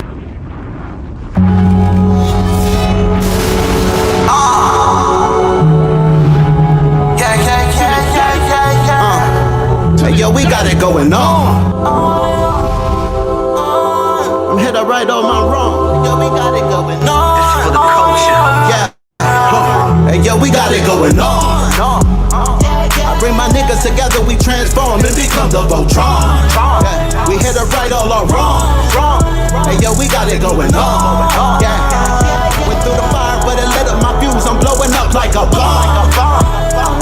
introduce you to God.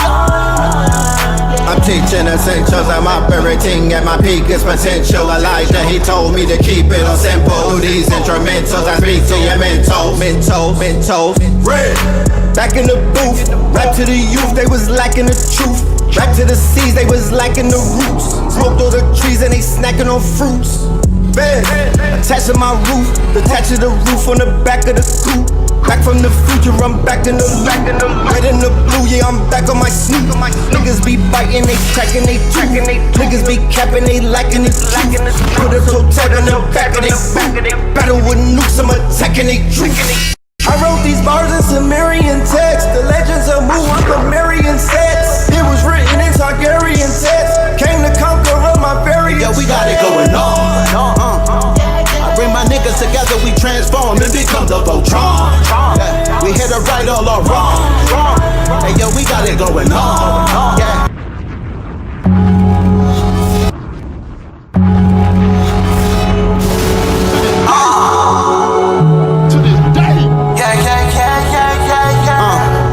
Hey, yo, we got it going on. I'm hit right on my wrong. Yo, we got it going on. It's for the culture. Yeah. Hey, yo, we got it going on. I bring my niggas together, we transform and become the Voltron. Yeah. We hit it right, all our wrong. Hey, yo, we got it going on. Yeah. Went through the fire, but it lit up my fuse. I'm blowing up like a bomb. Introduce you to God. I'm teaching essentials, I'm operating at my peakest potential. Elijah, he told me to keep it on simple. Through these instrumentals, I speak to your mental. Red. Back in the booth, rap to the youth, they was lacking the truth. Back to the seas, they was lacking the roots. Smoked all the trees and they snacking on fruits. Bed, attached to my roof, detached to the roof on the back of the coupe. Back from the future, I'm back in the red and the blue, yeah, I'm back on my snoop. Niggas be biting, they cracking, they tracking, niggas be capping, they lacking it. Put a toe tag on the back of they boot. Battle with nukes, I'm attacking, they drinking it. I wrote these bars in Sumerian text. The legends of Mu on Sumerian sets. It was written in Targaryen text. Came to conquer all my variants. Yeah, we got it going on. I bring my niggas together, we transform and become the Voltron. Yeah, we hit it right, all our wrong. Hey, yo, we got it going on. Yeah, went through the fire, but it lit up my fuse. I'm blowing up like a bomb. Introduce you to God. Back on the mic, was dead on my back, now I'm back on my life. Came back from the future, went back to it twice. When I rose out the grave, they say that dude is Christ. I'ma shine like a star, I'ma twinkle, twinkle as I light up the sky. The whole world was watching on the night I arrived. The Messiah's here, I guess it's finally time. Swear that I hear every prayer that you say. I was there every day, I was scared everything. Chat, what the hell? Really? Remember, they got a pillar at the Vatican. Pope Pablo, where you at? You either fight or run. Life a game, I feel like I won. Yeah, we got it going on. I bring my niggas together, we transform and become the Voltron. We hit it right, all our wrong. Hey, yo, we got it going on. Yeah. Went through the fire, but it lit up my fuse. I'm blowing up like a bomb. Introduce you to God. From the quantum shadow. Went through the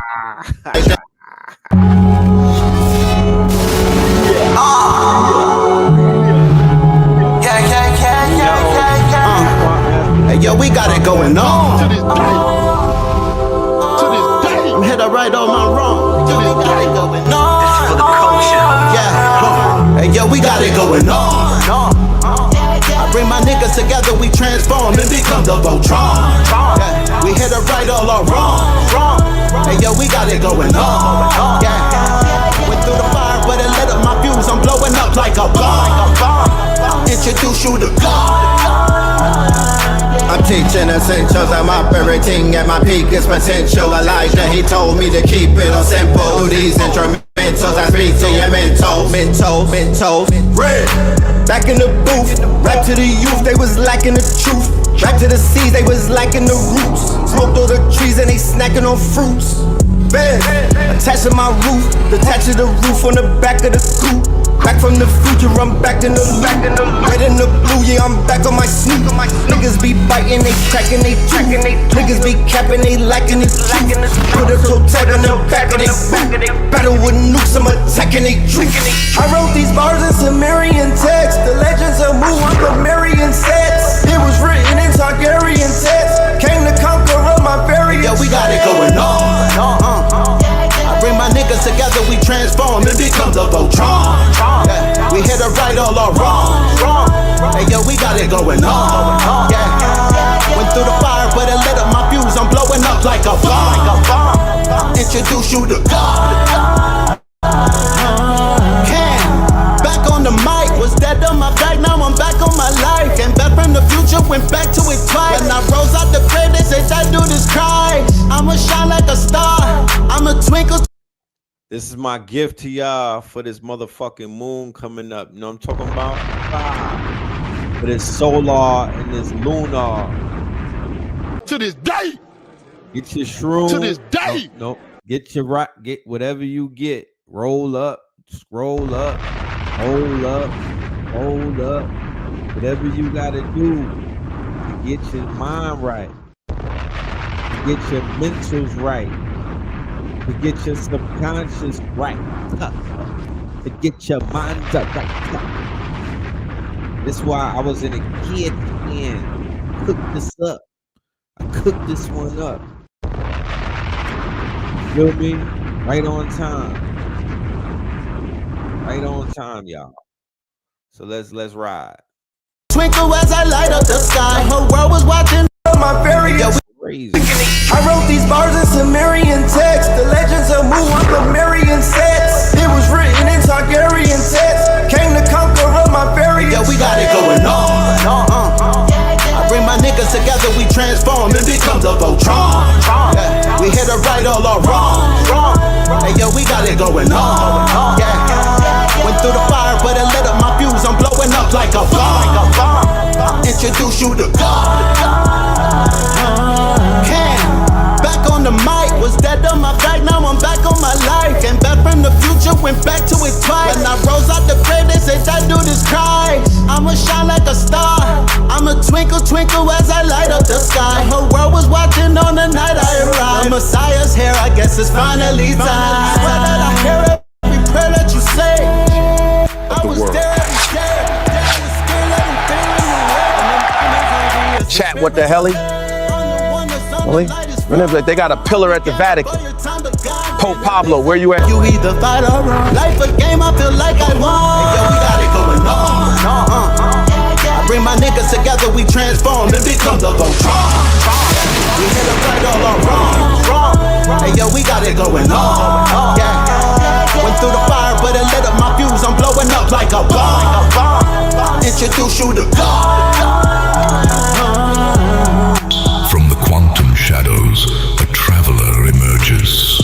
Fly Sinet, the multi-dimensional hacker, living his hero's journey. He joins the Pantheon at AI Masters Workshop, November 1st and 2nd, hosted by 363 Empire with Red Pillar and Seven Bomar.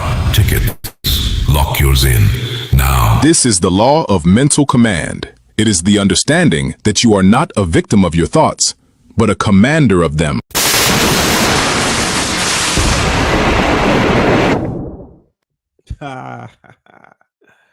Yeah, baby. You know what I'm talking about? Yeah, baby. This is my Saturday Night Live. This is how I spend. We bringing this shit back. This is a movie, man. It took me 2 days to put this thing together, but it's gonna live eternity. This is an eternal gift to the universe. This is a ritual, y'all.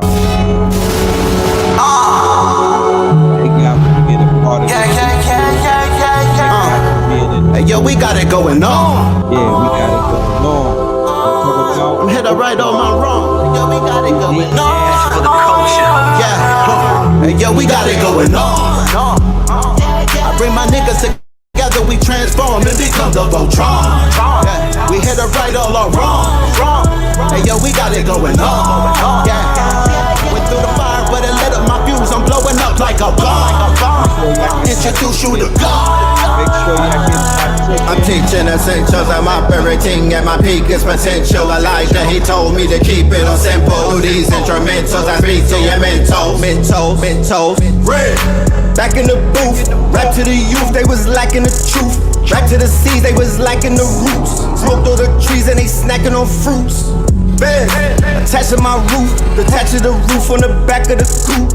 Back from the future, I'm back in the loop. Red and the blue, yeah, I'm back on my snoop. Niggas be biting, they cracking, they tracking. Niggas be capping, they lacking the truth.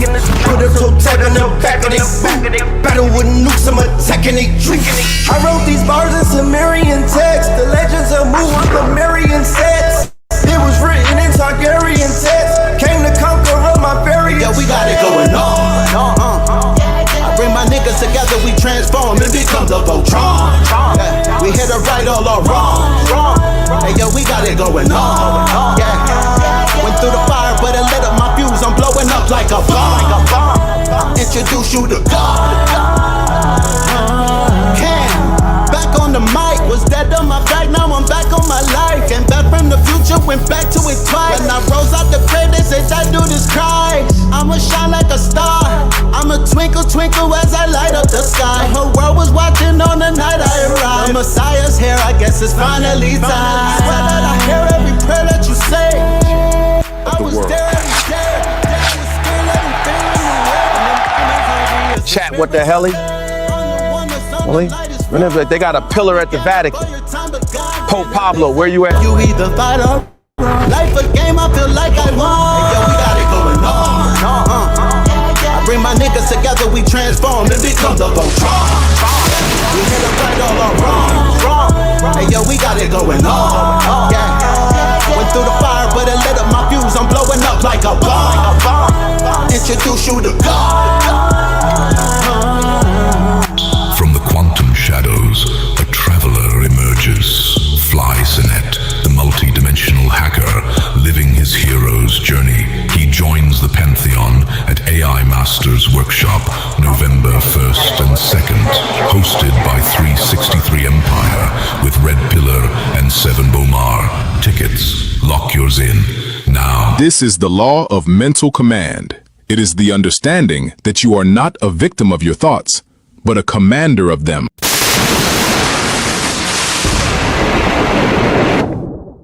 So this whole workshop, the premise of my 6 hours on November the 2nd is going to be about commanding the mind.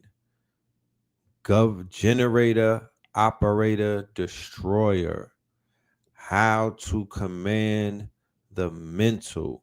How to create your own reality, your own universe, your own world in real time. It doesn't matter the age, tax bracket, none of that matters. You feel me? It's all about the imagination, and it's all about the consistency and you're persistent. How many times are you going to hit the bag before the bag disappears? How many times are you going to bend the spoon or look at the spoon before it bends? Right? So I want to say, yeah, let us keep this thing going. We got more videos, you know. Shout out to Seven Bomar, shout out to Rich. You know, like I said, I'm inspired. I'm inspired, and when I'm inspired, that makes me put in more work. I just want to snuff out here. One of our dear friends that literally from the very beginning started with us and loved Charlie like a brother. Hold on. Listen up, you guys. We're in eclipse season, and if you're wondering why eclipses are so important, it's because they shake things up and speed you up to get closer to your destiny. The energy of a solar eclipse and a lunar eclipse are just a little bit different. So let's break it down just a bit. A solar eclipse is basically like an enhanced, powerful new moon. Think of it like that. It's all about new beginnings, but not really like the gentle kind. We're talking about big, bold shifts with this eclipse, like not just meeting someone new, but also suddenly packing your bags to move across the world with them. Solar eclipses speed you up towards the life that you're meant to live. Now, a lunar eclipse, on the other hand, think of it like a full moon on steroids, like a big, powerful full moon. Think endings, releases, major goodbyes. It's like finally dropping a huge suit of armor that you didn't even realize that you were carrying. Exhausting? Yes. And liberating? Absolutely. So here's why they matter. Eclipses align with the nodes of fate, the north node, which pulls you towards your soul's growth, and the south node, which helps you to shed old baggage. That's why they always feel so intense. They're literally aligning you with your destiny. So what should you be doing during eclipse season, which we're in now? Focus on the release phase. The energy is wild right now. Instead, just really focus on trusting the process, being in flow, being with the changes, and remember that even if it feels like things are spinning, the universe knows exactly where it's taking you. So trust. Eclipses are cosmic plot twists, and they don't just write the script. You have to trust that it's written for your highest and best good. Eclipses aren't random celestial events. They're cosmic accelerators. The reason this matters is that they align with the nodes of fate, pulling you toward growth while stripping away what no longer serves your path. That's why eclipse energy feels so intense. Solar eclipses catapult you into bold new beginnings, while lunar eclipses force you to release heavy endings. It can feel chaotic, but the turbulence is divine precision, redirecting you toward your destiny faster than you'd ever choose on your own. Without eclipses, many would cling to comfort zones forever. With them, you're pushed, sometimes jolted, into the life your soul actually came here to live. Comment reading for a free astrology reading where you will delve deeper into. Yeah, so that's some eclipse cloth for you and yours. You know what I mean? Take that information and either share it or share it or stare it. So let us continue to go down this rabbit hole. Mom is afraid of the government coming to get me. I'm sorry, Mommy, but I have to talk about this, for real. In the 1990s, there was this group of white British philosophy dudes like Mark Fisher and Nick Land who created this group called the CCRU. This was an academic group whose goal was to accelerate capitalism. Now, what does that mean? Well, to Nick Land, capitalism is artificial intelligence. That is not a hyperbole, it's not metaphor. Capitalism is artificial intelligence. It is an alien system that's goal is to sustain itself, and it's been using humans to do this for a long period of time. We have been the ones behind its reproduction, not the other way around. And capitalism's fuel is efficiency. That's how it gets more intelligent, that's how it expands. It wants more and more producing power so it can get bigger and more autonomous. This means replacing humans with AI and technology and machinery, etc. Human displacement is the result of purely capitalist aims, not human aims. These two things are very different. And capitalism aims to serve itself, not people.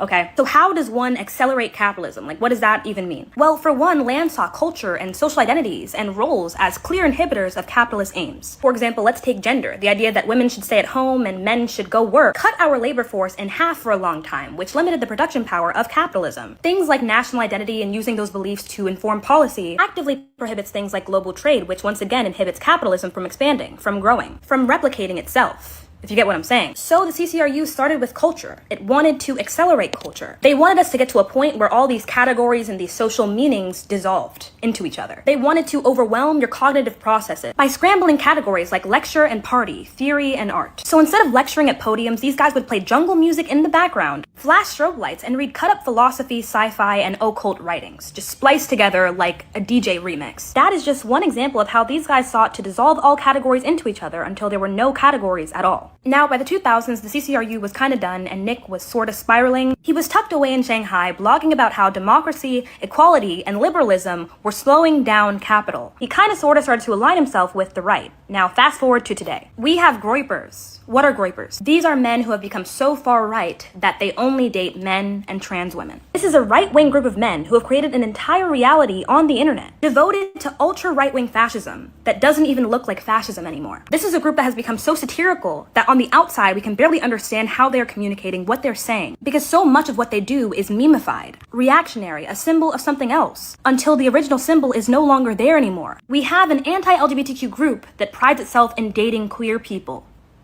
Do we see how the symbol, the meanings and founding principles of these groups are collapsing as the groups get even stronger, as they unify even more, so much so that they've made real contact with the outside world, with politics, with the president, all based upon a manifesto, a worldview that doesn't even make sense. Do we understand? Like, I know this might feel a little bit all over the place, but I think this shows that we have a meaning. Yo, the Groyper rabbit hole, B. The fucking Groyper rabbit hole. Do y'all understand the level of psyop that is going on right now, bro? Like, I don't think people fathom the level. You thought the Young Thug shit was crazy? Do you know the level of psyop and rabbit? Do you know, bro? Bro, she said it. I didn't have to say it. But the rabbit hole is crazy. And going back to what we were saying before about like with the Puffy case and with other things, everything tethers into voyeurism. Everything is tethering into, it's a thin line between public and private. So the emphasis on Tyler, right, or the Tyler, because I don't know if people are aware of what the etymology of of the Tyler is, but I will show it to you. So it's not just my word saying it, but the Tyler is the fall guy, right? So as you can see in this case with the alleged shooter, they are tethering into his private life, right? They're going into his text messages. That's the first thing they started talking about was the text messages. Then they say, wait, the person that he stays with is trans. They were lovers, right? So now they're tethering and tethering into their private life and their private affairs. Then on the other side of that, or rather the same side, they have this movement who was in staunch opposition to the Charlie Kirk. It was the villain and the anti-villain, or the protagonist and the antagonist. So that group led by Nick Fuentes is not your average group of far right wing, quote unquote, I'll just say it, Nazis, right? These are ravaging, raving, quote unquote, funny guys that are violent, okay, who are weaponized and who are radicalized. So this is not your average, you know what I mean? There's a lot of shit going on just on the surface, let alone behind the scenes. And the whole world is being exposed to this. Mind you, like I was saying with the Diddy case, once you expose the world to something and you don't prep them, and there's no context and there's no narrative, and people are just basically walking into certain type of things, there's no quote unquote slippery floor is wet signs, right? They just allow people to go down these algorithmic rabbit holes, these algorithmic watering holes, these algorithmic echo chambers, and then people get radicalized depending on if it's a far left or far right or straight down the middle. People are getting radicalized. People are getting quote unquote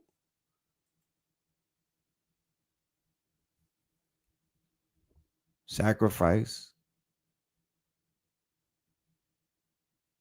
to this internet deity. Coincidentally, his name is Keck. And we have Charlie, whose name is Kirk. But they're the deity that they're feeding a lot of people's souls from the dark web, all of these missing children, all of these missing girls, all of that stuff going all the way to Epstein and down. The entity, the deity, and the golem and the egregor is attached to the Kek, Pepe, and then you have these new sacrifices, this body that they dropped, this one right here, this husker that they caught, right? Coincidentally, right around the time of the building of the third temple and the sacrifice of the pure, quote unquote, the pure, no blemishes, the pure red heifer, right? So Charlie, right? Charles, King Charles, right? King Charles, Captain Kirk of the Starship Enterprise, which also happened to be a colonizer, right? An elitist colonizer agency. So they said Charlie didn't have any blemishes. They said Charlie was perfect, y'all. They said Charlie Luther King. They said Charlie was so perfect that he's Charlie Luther King, right? But the baby boomers are programmed to see Charlie as the enemy. Okay? All of the old heads, the baby boomers from Trump's generation, all the way down to the people in the 70s and whatnot, Charlie is a slur. Charlie is the ops. Charlie is the Viet Cong. That was Charlie. And then in the hood, Mr. Charlie is the ops. Mr. Charlie is who they told Young Thug, don't give your number to. Do not talk to. Do not sit down with Mr. Charlie. Right? That's what they said. If you sit down with Mr. Charlie, that is on the chessboard of the hood chessboard. That's automatic disqualification on the hood monopoly board. You go to jail and you do not collect 200. You don't collect it. No money. Right? So Mr. Charlie is a no-go. Over in Vietnam, if you ran into Charlie, nigga, you probably wouldn't. That would be the last Charlie that you ever saw. It's Charlie, then there's Kirk, nigga. It's Charlie, then there's no Charlie. Charlie is the third letter in the alphabet representing 369 in gematria. Charlie is the enemy, Viet Cong and VA, right? The king, the name of the king, and this allegedly, you know what it is, whatever. But if y'all in the Caribbean and whatnot, or if y'all in the UK and in Canada, the king's name is Charles right now. The king's name is Charles. Okay, just for the record. So shout out to the sister right there. I like the information. States and globally. And okay, sis, I feel you. Salute. Appreciate that. Real quick, let's just one other conspiracy theory. We saw that already. Let's get some Baba energy. Let's go back to Baba. All right. Let's tap back into Baba's energy. Hold on. Before we get to Baba's energy, let's go to the most unlikeliest of all places. You know, New York had to throw their hat in the ring. You know, New York had to throw their hat in the ring. It wouldn't be New York if they didn't pull up.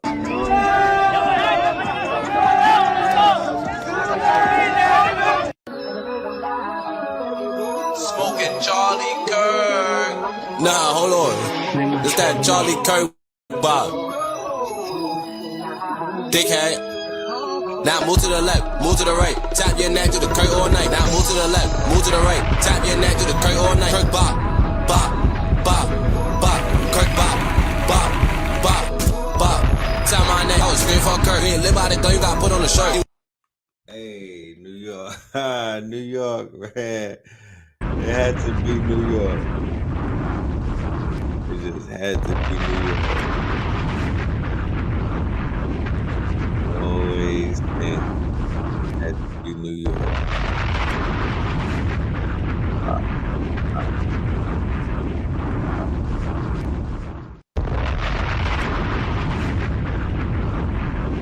What happens to your brain when you use ChatGPT too much? MIT just did the first ever brain scan study on ChatGPT users, and the results were shocking. Over 4 months, participants had their brain scanned while writing with and without an AI. Here's what they found. When people use ChatGPT, their brain connectivity scores dropped by 47%, falling from 79 to 42. And 83% of users couldn't recall a single sentence they had just written. Meanwhile, those who wrote without ChatGPT, their brain scan showed consistent activity and healthy memory function. Think of your brain like any other muscle. If you don't use it regularly, it weakens. That's what happens when you let AI do all of your thinking and your brain literally starts to decay. Yes, AI can be an incredible tool, but make sure to let your own brain think as well. If you found this helpful, make sure to share it so people around you are also aware. That study right there is going to be something that we will be utilizing moving forward as we come with these solutions, right? This is what this workshop is going to be about, ladies and gentlemen. If you don't have your tickets, man, I don't know what you're waiting for, but listen, in this workshop that we have coming up on November the 1st and November the 2nd, this is presented by Black Magic 363, which is now known as 363 Empire. We are going to be speaking on, not exclusively, but we're going to be speaking on a lot of things, but we will definitely be speaking on how the etiquette, right? AI etiquette, how to use the AI. There needs to be etiquette when utilizing the AI. You just can't get on the AI and think that you're going to, quote unquote, utilize it the same way that we should have phone etiquette. But there's definitely AI etiquette, ways that you can benefit off of interfacing with artificial intelligence, which is anti-nature, anti-life, anti everything that it's not, it's part of the quote unquote simulation.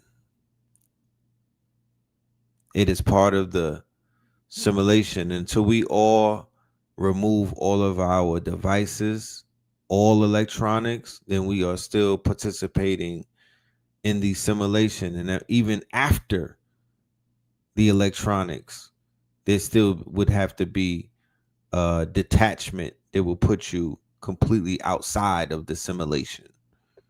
Remember Nature Boy and them people that was in the woods? They had phones, right? Remember when they went off grid and they were in the woods and they really had like a tent somewhere, but they had devices.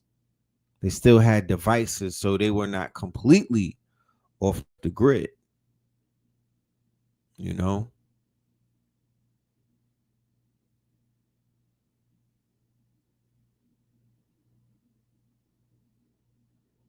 But touching grass, being able to ground in the rising, taking an hour or no, taking 30 minutes when you rise to get into a meditation and to program your subconsciousness, to be able to look inside of your eyes because they are the windows to the soul, and begin to program your subconsciousness with affirmations and whatnot and with mantras. You know, none of AI has nothing to do with any of this at this level. The AI is not involved in this in your early morning rising, whether it's 10 minutes, if you have 20 or 30, and then you could get into your meditation and you could go within, and you could tap in. And then it could be a little bit of exercise and it takes place right after that. And then, of course, a little bit of touching grass. After that, you'd be surprised how many ideas have downloaded. You'd be surprised how many, quote unquote, the nature is going to tell you, the ancestors are going to tell you, your higher self is going to tell you which way to go, what to do, how to do it, when to do it. So now when you sit down, you have your crystals laid out and you have your protection, maybe your blue blockers, you got your obsidian, you know what I'm saying? You got your copper.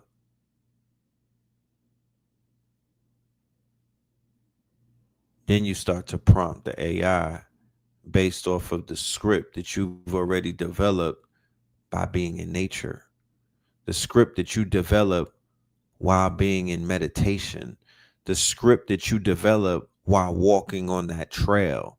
The script that you develop while even playing with your child, right? You have to do a lot of things that are going to qualify you for being in the real world as you interface in this quote unquote artificial reality, similar to what they showed you with Leonardo DiCaprio with the totem in the movie Inception, right? He needed a device to make sure that he was still tapped in to reality. So for a lot of us, we're getting so far into this world that we're forgetting about reality. So reality is making sure that you laugh. Reality is seeing your child smile. Reality is just kicking it. You know what I mean? Reality is putting the devices down and just working out. Reality is going into the ocean and being one with nature. That's real reality at this point. That's really as raw of a reality boost, a dopamine reality boost that you literally can get. Other than that, this shit is the simulacra.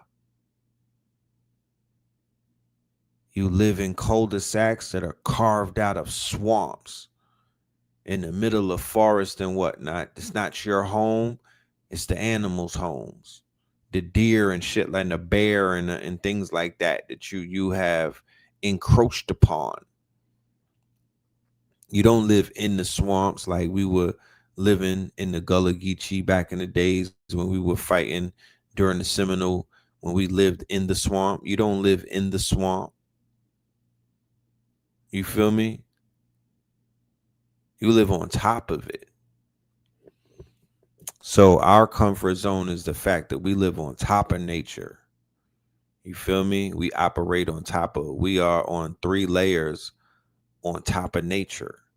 And it's all good, but it's not all good when you don't know that that's what it is. And the goal is to get back to nature. So the goal is not to become one with the machine.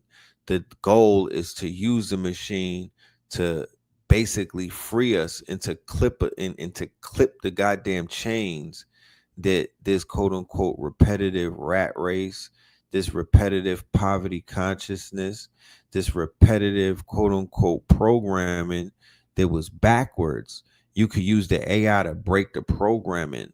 Remember Napoleon Pill. You could use the AI for positive affirmations. Napoleon Pill said what? Repetition is the skeleton key of the universe. Consistency and repetition.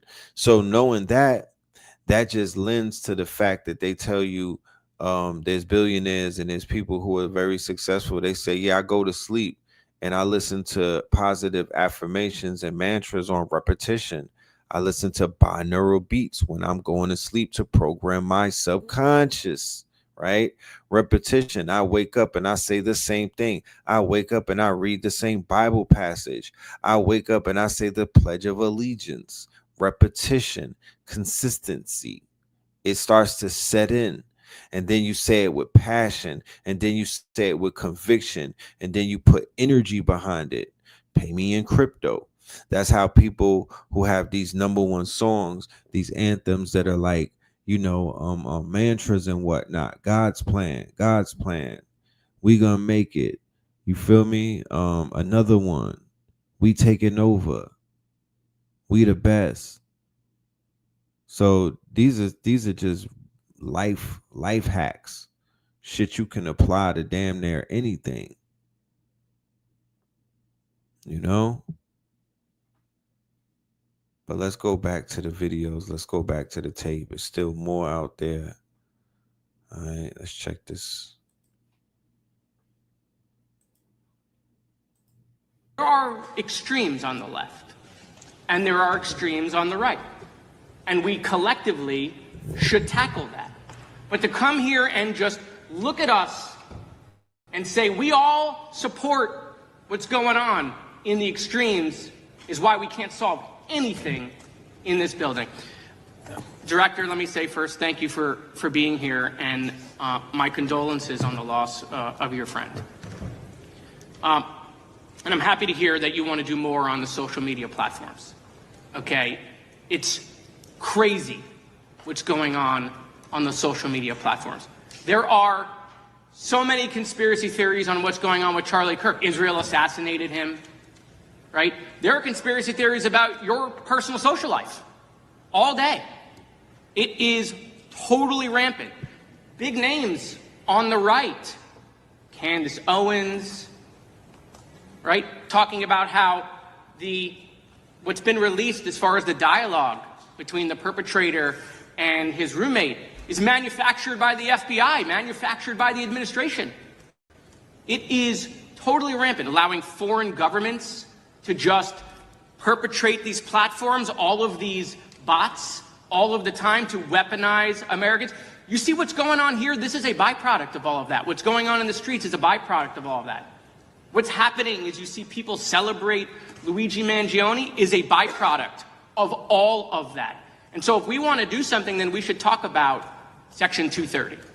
We should talk about how we're going to make sure that we don't let foreign governments poison our children's mind.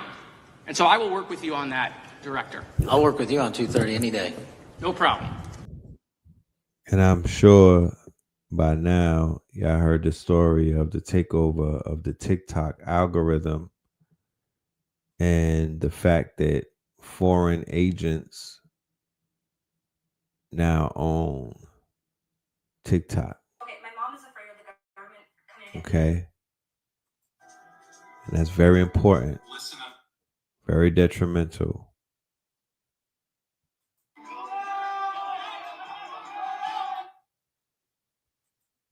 Do everything out of love, you know what I'm saying? So Baba Samaj, Rise and Power. Shout out to Pharaonic. This is a brother right here. My good brother, Pharaoh. And he has a clothing line named Pharaonic. And he's been doing this for a very long time.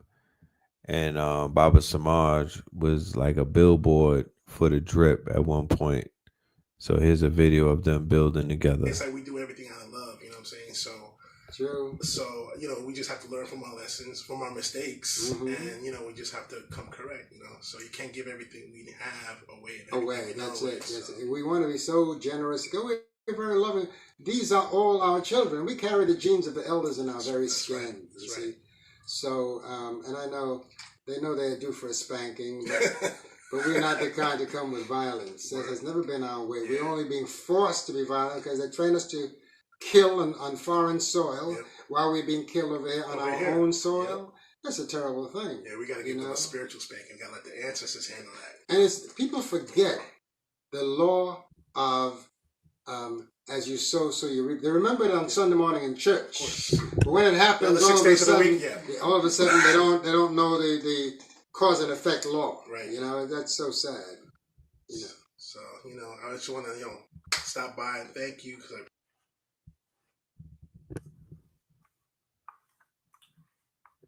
Yes, Baba.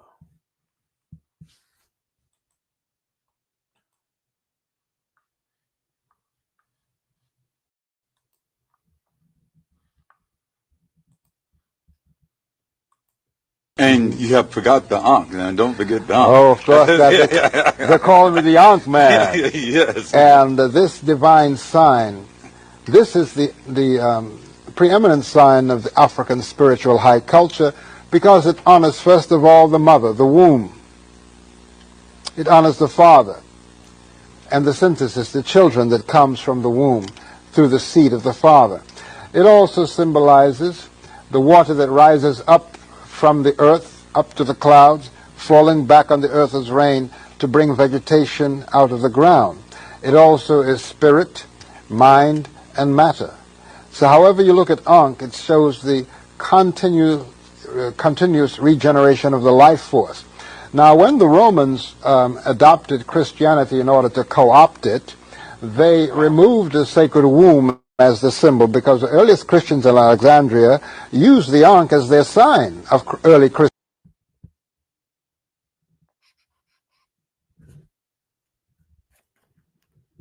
He was advocating very heavy for the Ankh and for Kemet, when it wasn't commercially viable to do so. And I was making the observation that it was very ironic that like the twilight of the whole Kemetic, like the Kemetic movement is not what it was when it first started. You feel me? Not to take anything away from it, but it's not what it was when it first started. Like, check this out. This is a historic video right here because this piece is the piece that I was adorning around my neck for many, many years. This amulet has so much intricate meaning to both me and Blue Pill. And this is the day that Blue Pill got gifted. He gifted Blue Pill for his service and his work. This was a ceremony right here. So this right here is a part of our lexicon, our legend. All the way from Atlanta and the constellation of Sar. I'm not getting it. Our father's star home, the star home of Asar. And as a son of Asar, our firstborn father with his firstborn mother As, who they call Osset or Isis, known in Yoruba as Oshun, and that's right. So it's been a long time coming. Emblem of Sa. So.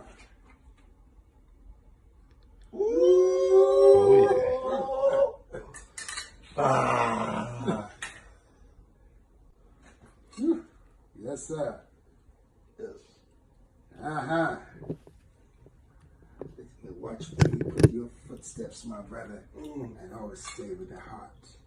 It's been a journey over 20-something years that I've been preparing myself for my neck. Oh, wow. To carry this piece. Many of pieces have adorned this neck prior to this, but it was all just in training to properly get in tune for my first studio guitar piece, you understand? I monumental. His brother made me stop wearing diamonds, platinum jewelry, and I transitioned.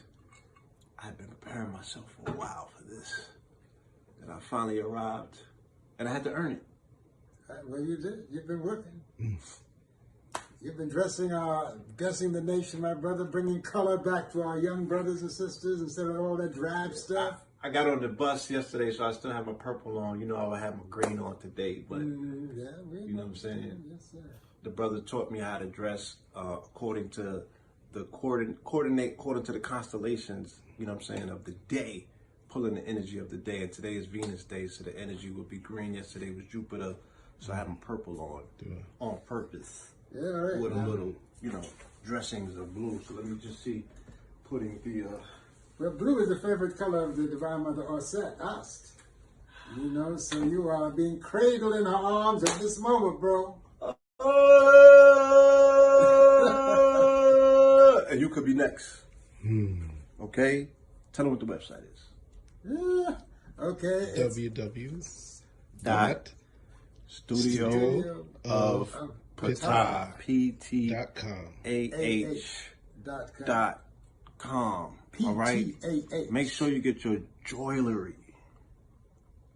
You dig? All right now. Looking good. Yes, indeed. Yes, indeed. That was our Baba right there. And as you can see, he took care of Blue. You know what I'm saying? And he's been there for us our whole lives. We're about to turn 50, so that just goes to show, how intricate he was in our just in our everyday lives. Just just as a friend of the family, a friend of my grandfather's, a friend of my mother's. So with that being said, ladies and gentlemen, I want to say thank you for your time tonight. Thank you for your energy. Thank you for your attendance. You could be anywhere else and you're here rocking out with us. We are rocking with the best. Sacrilegious Sundays. Look out for that. And we got more fire. Yeah. No, we have some events coming up. Right, let's talk about that real quick. As you can see, we are too hot for YouTube. So if you want to hear the brother Heru, we're going to have to do that in person in New Orleans. All right. They took the video down. They're saying that his information is too hot for YouTube right now. So he is too hot. He got the too hot for YouTube stamp. That's a good thing in our community. Mama Pill, the return of Mama Pill. You haven't heard a scene from Mama Pill in damn near 3 years. The return of Mama Pill at Health is Wealth Expo. That is coming up very soon in New Orleans. If you're in the area, pull up. If you're not, tell a friend that's out there to tell a friend that they need to be in the building. This is going to save lives. This is going to save lives. I promise you. We're coming out there to save lives. Let it be you or your loved one. And we talking preventative. You don't got to be in hospice for save lives. You don't got to be sick to save lives or to get your life saved. You just got to be preventative. And then at the end of this month, in a few days, as a matter of fact, for my Patreons, me and Blue are going to be doing part 2 of Magafest Destiny 2.0. This one is entitled American Gods. Sunday, September the 28th, starting 7 p.m. Eastern. I look forward to seeing more than 100 of y'all in the building, because this is not, we ain't gossiping. We ain't talking about no Young Thug phone calls. We're literally speaking about how things are formulating very quickly and very fast all around you. Okay? And how this MAGA Fest Destiny is marching forth, and they are not allowing, they are in their they are in what is known as their quote unquote what do they call that? Manifest Destiny. They're in their manifest destiny, but we call it their MAGA Fest Destiny. And they are moving forth, looking to claim stargates, Mars, and beyond. They're utilizing their quote unquote patron saints or their patriots or their quote unquote patrons to charge them up, right? Their motifs. They're creating American gods. They're creating saints. They're creating all type of batteries to propel them into this next stage, into this next stack that they're going into. I promise you. I ain't gonna shit you. This ain't no fear factor or none of that BS. This is all information. So if you want to get some top tier information, pull up on the 28th, and we're going to be bringing and introducing you to our new KTO All-Star, our good brother Hitsayu Rock Aku. Hitsayu Aku. he will be opening up. He's going to open up your minds. If you already heard that show, you know he's an architect and an engineer. You feel me? Yeah, these tickets is dropping, and we got these tickets are dropping a lot. So yeah, I need to be members. So membership has its privileges. It would definitely make sense to be a member because you will get your money's worth. It's a lot of stuff dropping, leading all the way up to the end of this fiscal year. I shit you not. We dropping like bird shit. It's nonstop. Diarrhea. You know what I'm talking about?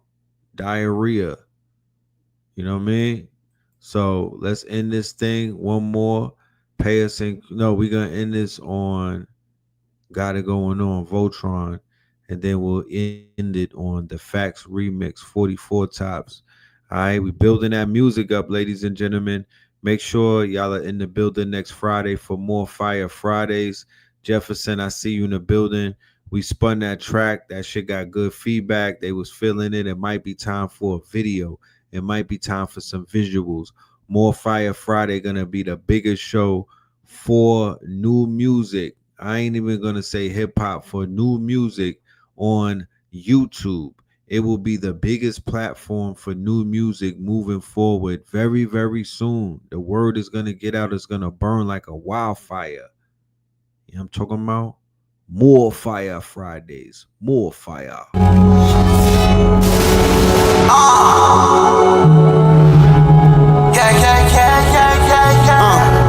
Hey, yo, we got it going on. I'm hit up right on my wrong. Yo, we got it going on. This is for the culture. Yeah. Hey, yo, we got it going on. I bring my niggas together, we transform and become the Voltron. Yeah. We hit it right all our wrong. Hey, yo, we got it going on. Yeah. Went through the fire, but it lit up my fuse. I'm blowing up like a bomb. Introduce you to God. I'm teaching essentials, I'm operating at my peak, it's potential. Elijah, he told me to keep it on simple. Do these instrumentals, I speak to your mental. Red, back in the booth, rap to the youth, they was lacking the truth. Rap to the seas, they was lacking the roots. Smoked all the trees and they snacking on fruits. Bed, attached to my roof, detached to the roof on the back of the coupe. Back from the future, I'm back in the loop. Red and the blue, yeah, I'm back on my snoop. Niggas be biting, they cracking, they tracking. Niggas be capping, they lacking the truth. Put a toe tag on the back of they boot. Battle with nukes, I'm attacking they troops. I wrote these bars in Sumerian text. The legends of Mu, I'm Sumerian sets. It was written in Targaryen text. Came to conquer all my variants. Yeah, we got it going on. I bring my niggas together, we transform and become the Voltron. Yeah. We hit it right all our wrong. Hey, yo, we got it going on. Yeah. Went through the fire, but it lit up my fuse. I'm blowing up like a bomb. Introduce you to God. Back on the mic, was dead on my back, now I'm back on my life. Came back from the future, went back to it twice. When I rose out the grave, they said that dude is Christ. I'ma shine like a star, I'ma twinkle, twinkle as I light up the sky. The whole world was watching on the night I arrived. The Messiah's here, I guess it's finally time. I swear that I hear every prayer that you say. I was there every day, I was still everything you read. Chat, what the hell? Really? They got a pillar at the Vatican. Pope Pablo, where you at? You either fight or run. Life a game, I feel like I won. Hey, yo, we got it going on. I bring my niggas together, we transform and become the Voltron. We hit them right all our wrong. Hey, yo, we got it going on. Yeah. Went through the fire, but it lit up my fuse. I'm blowing up like a bomb. Introduce you to God. From the quantum shadows, a traveler emerges. Fly Sinet, the multi-dimensional hacker, living his hero's journey.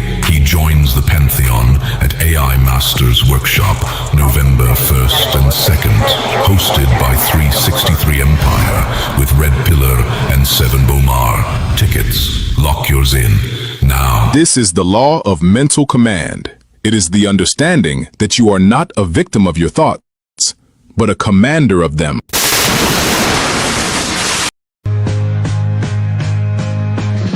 red, blue, purple light.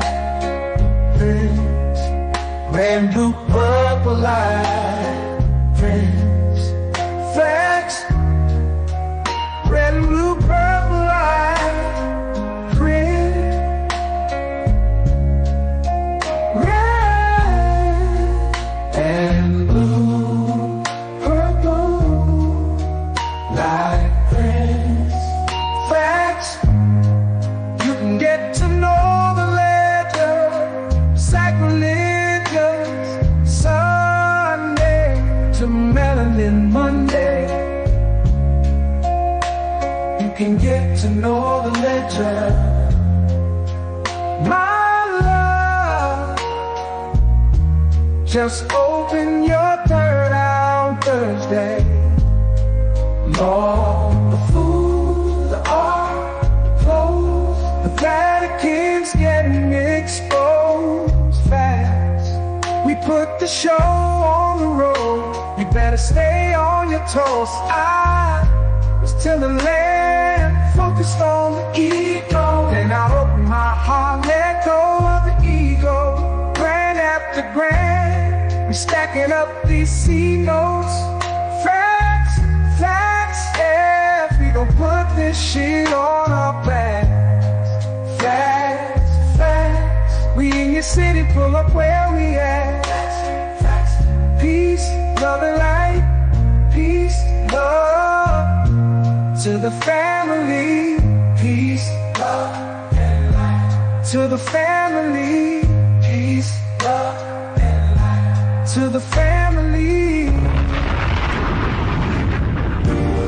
These days and time, black man, is going to be the time that you have been waiting for. You came here for a reason.